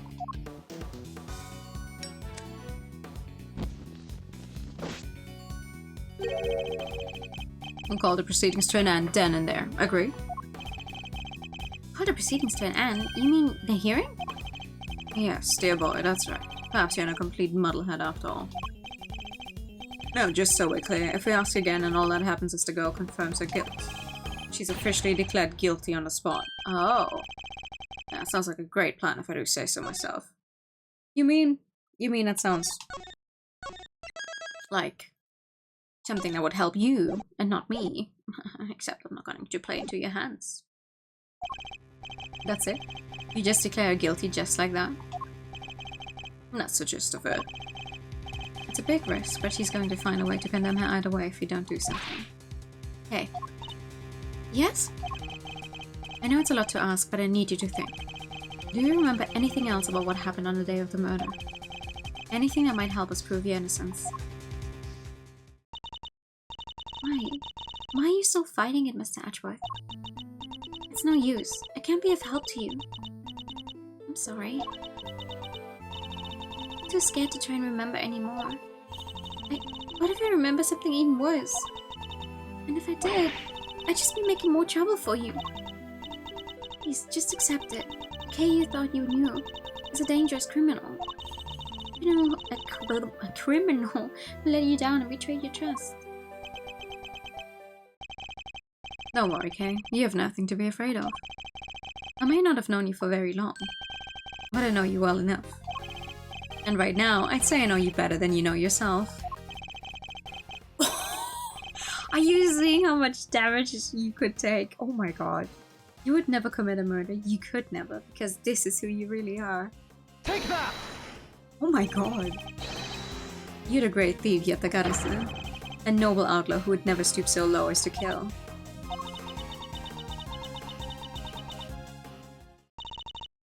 Can't do it. I'm sorry.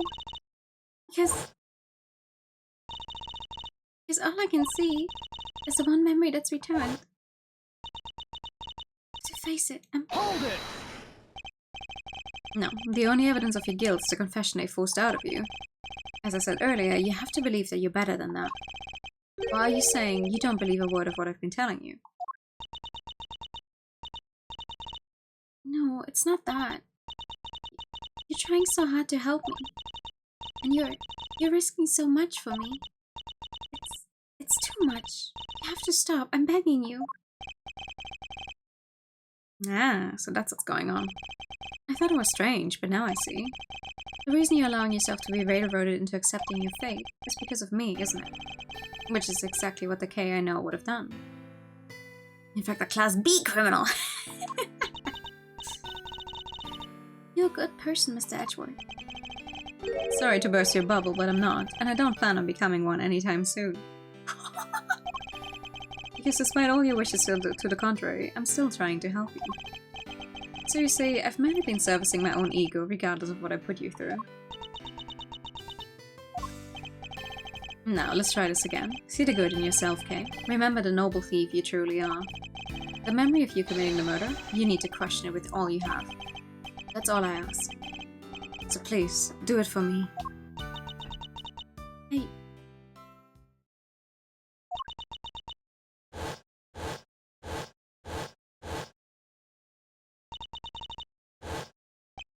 Kay.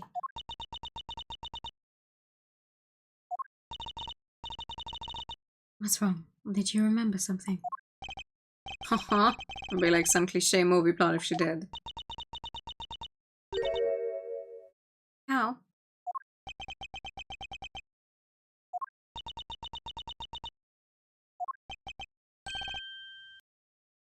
A cow.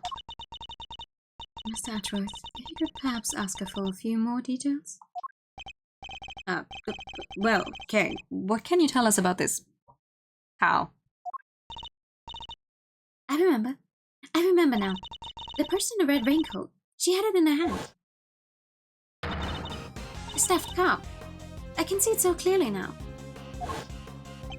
Are you sure, Miss Faraday? Are you absolutely certain? Yes, I'm sure. Then this court acknowledges the defendant's latest statements as new testimony. Objection! Have you lost your mind, Verity? We can't accept testimony like this. With all due respect, Mr. Chairman, information pertaining to the victim and the possessions is new and highly relevant evidence. Objection! Need I remind you of the adult state of her memory? None. This simply won't do. If you claim her memory is unreliable now, then our own argument is weakened, sir. You said yourself only a few minutes ago, thanks to the suspect's confession, we need not worry ourselves over the finer details, did you not? Are we to call the validity of her memories into question? Now we must also call into question the confession on which our entire argument is based. Is that really the most advisable course of action? Yes, you're right. Proceed as you see fit then. Thank you, Mr. Chairman. We're still in the game, but only by the skin of our teeth. And only thanks to Judge Gavel's intervention. It's almost as if she was on our side for a second. Ooh. Gavel's gonna turn out to have been trying to uncover the corruption that's been going on here for years and years now, but it still won't make me like her any more. I don't care. Whatever, they make your final call. Well, Mr. Edgeworth, the stuffed animal. I believe the cow in question is this thing here, Your Honor. We found it in the storeroom and believe it is yet another auction lot.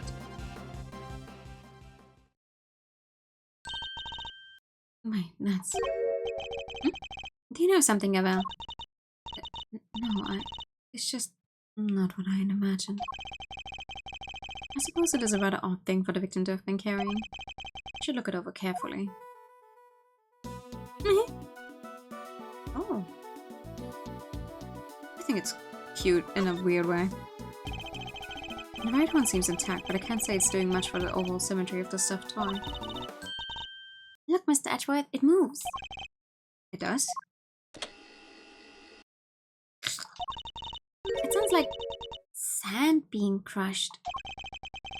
It would seem there's a recording device hidden inside. And I knew it was you the moment I laid eyes on you. You can't hide that burn from me. Nothing to say for yourself. I've waited so long for this day, and now I'll finally have my revenge. Ooh. Could this be the moment of the murder? and someone made a recording of it. Oh. Hey, that's them right there. Them's the voices I heard. Sure, Zags. Unfortunately, we have no way of verifying when these voices were recorded. It's possible they have nothing to do with the murder, if only there was some accompanying video footage. You got box in your ears or something, lady? I done told you them's the voices I heard. You already know the victim was holding that thing, right? It's gotta be from when she got cut. Yes, it is a possibility, but a weak one without more than your word to back it up. We need something more, something credible. We need? Yet again, she seems to be stepping in to help. Judge Gavel, I think we all know the voices are from the moment of the murder. Consider for a moment the words we heard one of the speakers say. I knew it was you the moment I laid eyes on you. You can't hide that burn from me. I believe there's something that could explain what these words are referring to and how it's all related. Oops. Take that! The coroner's preliminary findings. How do they prove anything? The burn mark, the burn. Oh my god, please. I never know how accurate. Take that!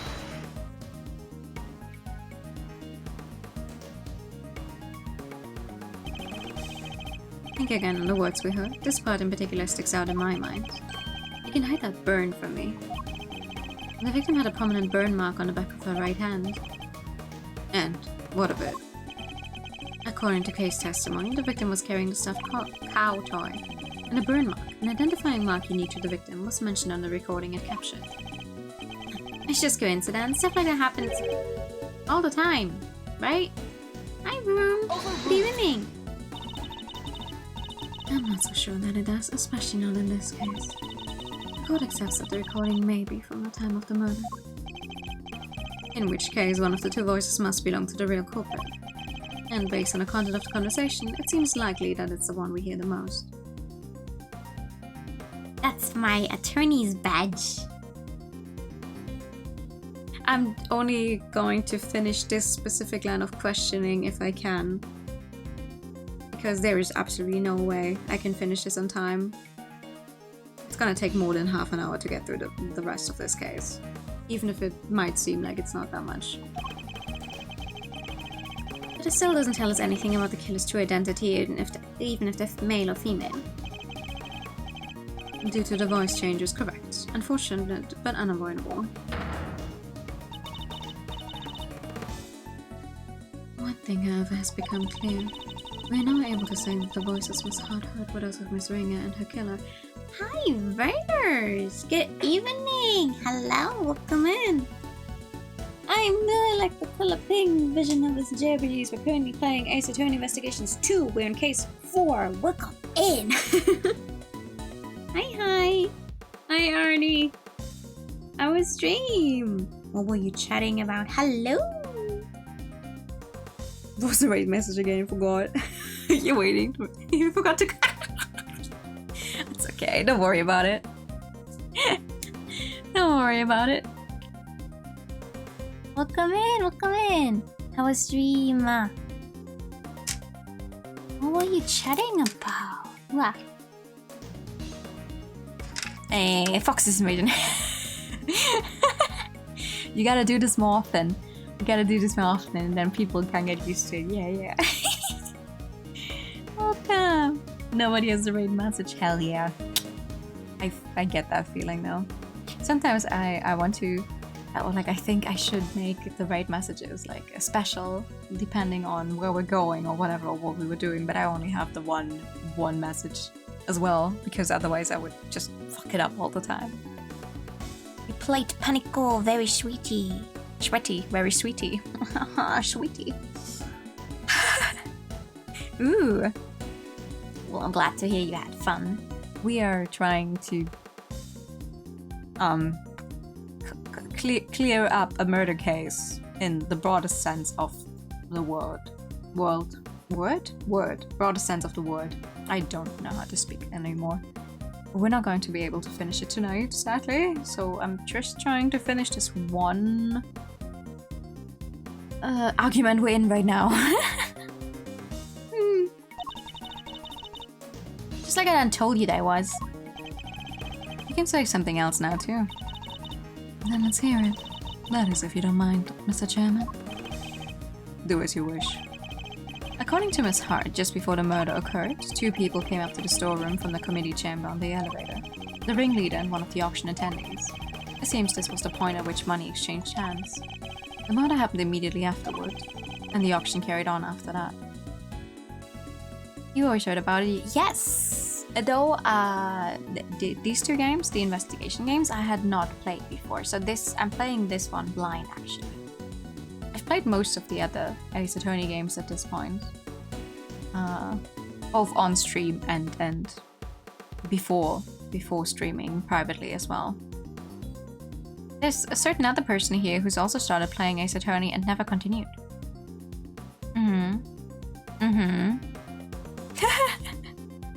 Thank you also for the hydrate time.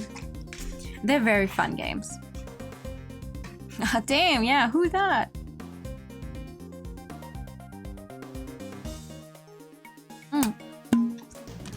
One of my first one of my beginning streaming projects was Great Ace Attorney, which we didn't have an official translation for the longest time, and then they came with that one,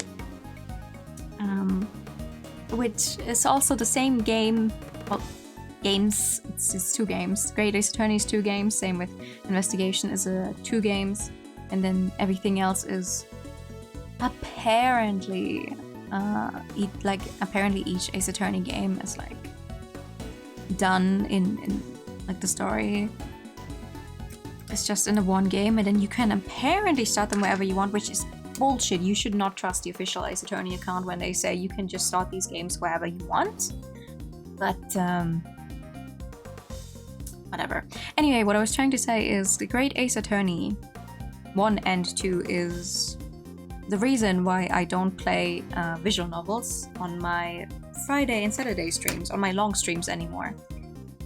Because imagine playing 2 visual novels on 2 days back to back for 5+ hours each, where you do every single voice, because nothing in this game aside from them yelling objection is voiced.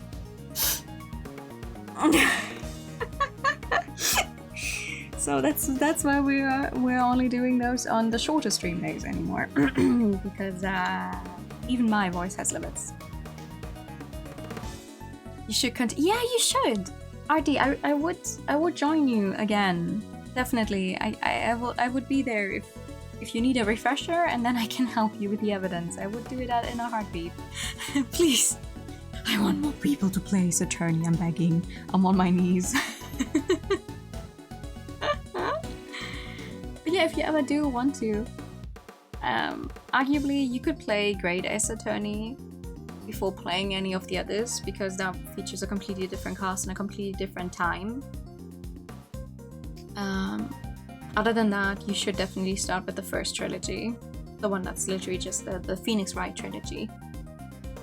This one, or these 2 investigations, you would have not so much fun if you played them before having played the first 3. There's a lot of information that you would need to know, or that you would be missing out on. But yeah, I have played every single Ace Attorney game except for Spirit of Justice, which to this day is still chronologically the last game we have in the series so far. And once we arrive there, it's gonna be a little bit, but I hope maybe next year. Maybe Capcom will finally give us another Ace Attorney, but we'll see about that. Anytime. I love to provide. But yeah, big spoiler warning. Also big, I guess we're going into overtime tonight warning. Because we are pretty far into case 4 in this game, so anything you're seeing from this point on is very hello. So take care. All of which points to one key fact. What else does this latest revelation tell us? What were we talking about? The ringleader was the killer. You're gonna go eat? Yes, you do that. I'm gonna go eat soon too. Thank you so much for coming by. Have a good night. Since the ringleader was the auction's sole auctioneer, then it follows that they cannot be the victim. Hey, Gavel. No, right now, Eustace. There's a good boy. Ooh, there's a good boy. If they weren't the victim, then it can only have been the killer. Overruled. A compounding argument, but hardly conclusive. I'm fully aware of that, Your Honor. I was merely warming up for the main event. There were certain traces left on the scene that seemed to suggest that the ringleader was the killer. Then please hurry up and show us. What is something that was placed on the scene that points to the ringleader as having been the killer? I would smack Miles over the head with it. Yeah, I wouldn't even be surprised. Take that!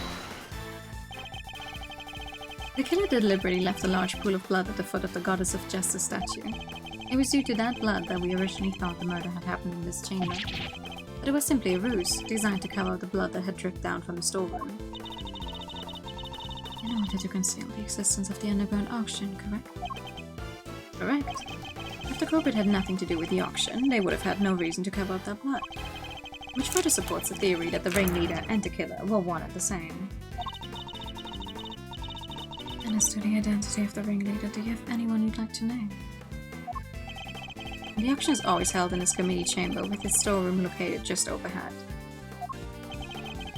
So at the very least, we know the murderous ringleader has some connection to the committee.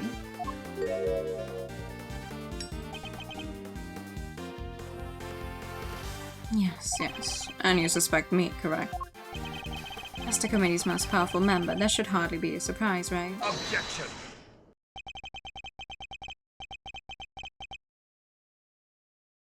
You're a fine prosecutor, that much I'll give you. But as I think I may have mentioned already, you're also hopelessly naive.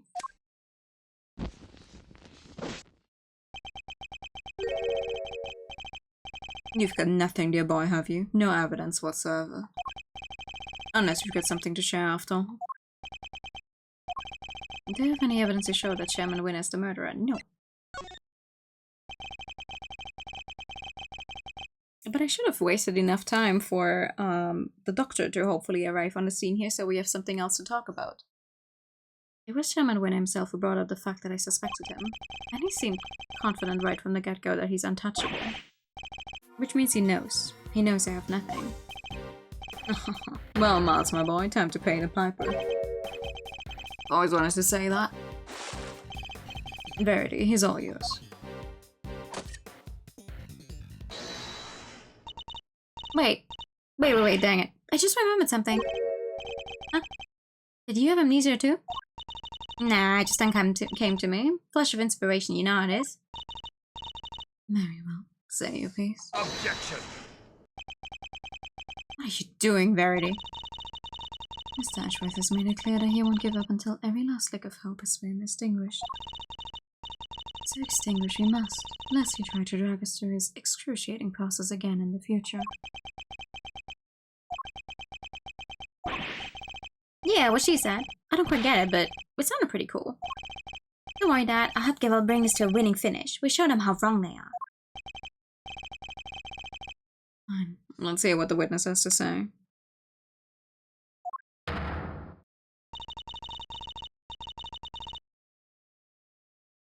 You heard the chairman, Miss Hart, if you would be so kind. Well, alright then. Here goes nothing. The facts, Miss Hart, and nothing but the facts, please.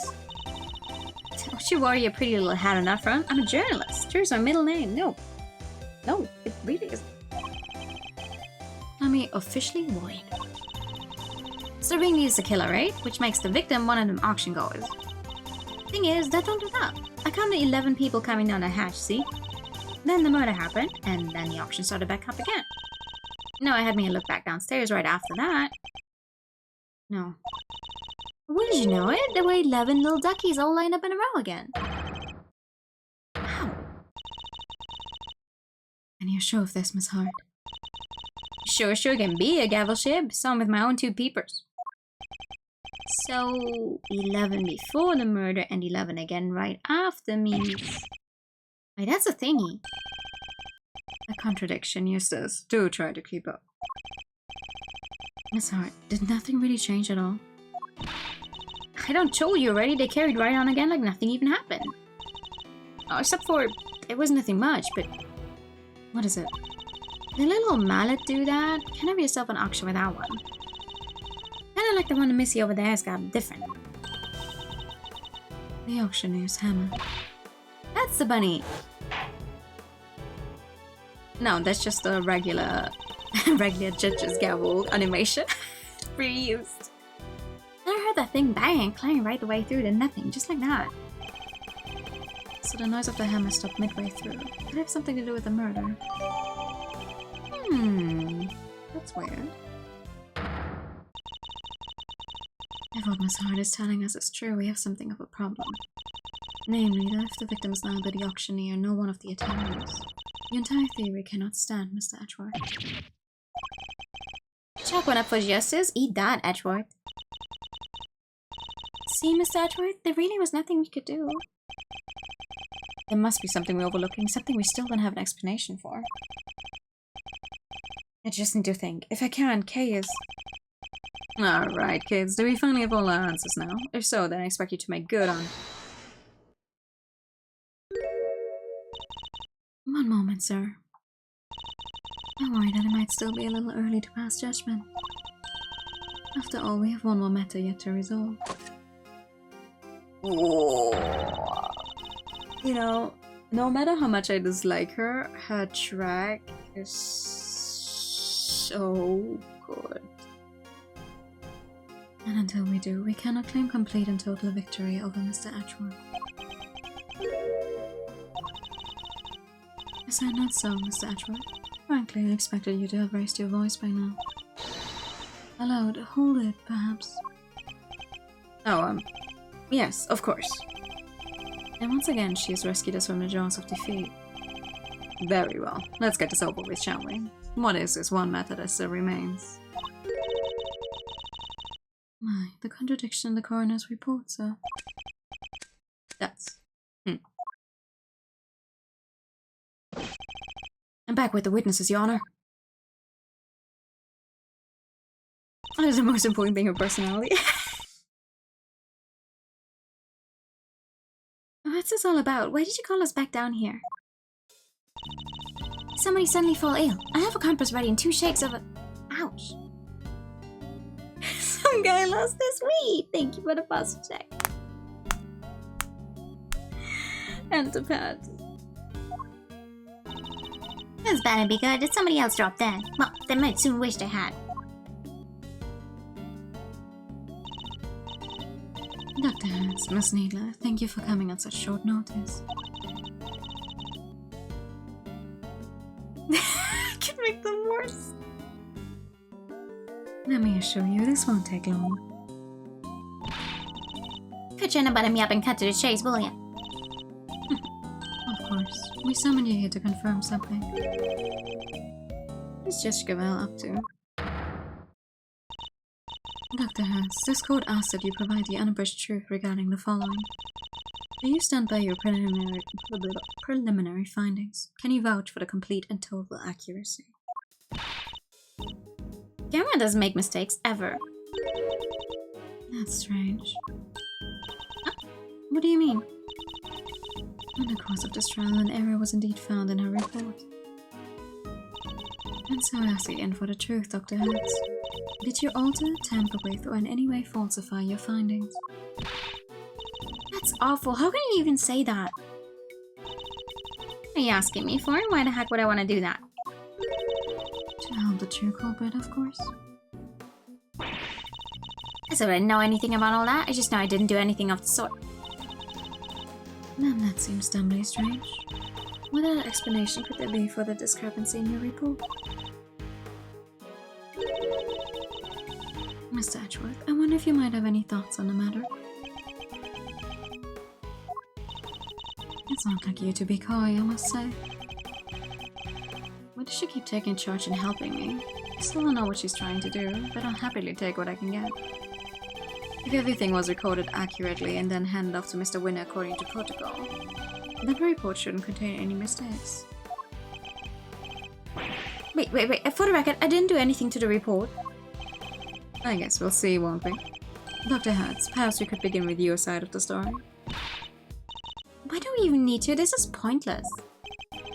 I'll be the judge of what's pointless, thank you very much.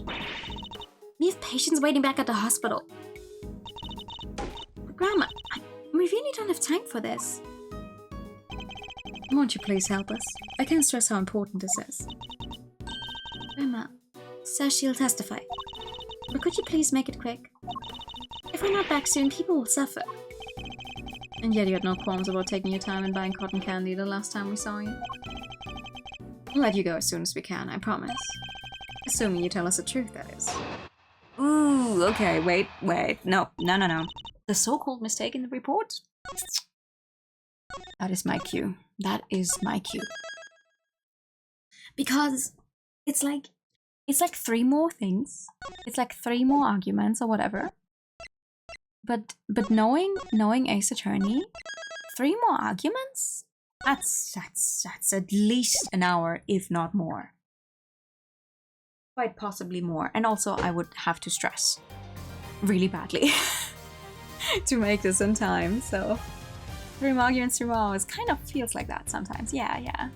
I mean, I hope the last case in this one is not gonna be like the Tree Man case, but still. Thank you for coming. Thank you for coming. I mean, I am going to send you guys over to someone else. I'm going to send you guys over to someone else who's also doing Ace Attorney, but an older case. So no fear of spoilers. Thank you so much for coming by. Tonight, we will continue this game next week. I'll also post a new schedule tonight, actually. Unlike last week. Unlike last week, I have a proper plan for this one. But for now, that is going to be it. Let me send you guys over to Kieran, who is currently on the first game. Still, so no fear of spoilers for any of us. But yeah, that is going to be it for tonight. More of this game next week. Also, hopefully, finally, actually on Friday, the finish to Boyfriend Dungeon. This poor game keeps getting pushed and pushed and pushed, and also some more Octopath. We'll get them. We'll get through them at some point, I swear to God. I want to play some other games sometime this year still. Have a good night, everyone. Thank you so much for coming by. Good night. And bye-bye. Bye-bye.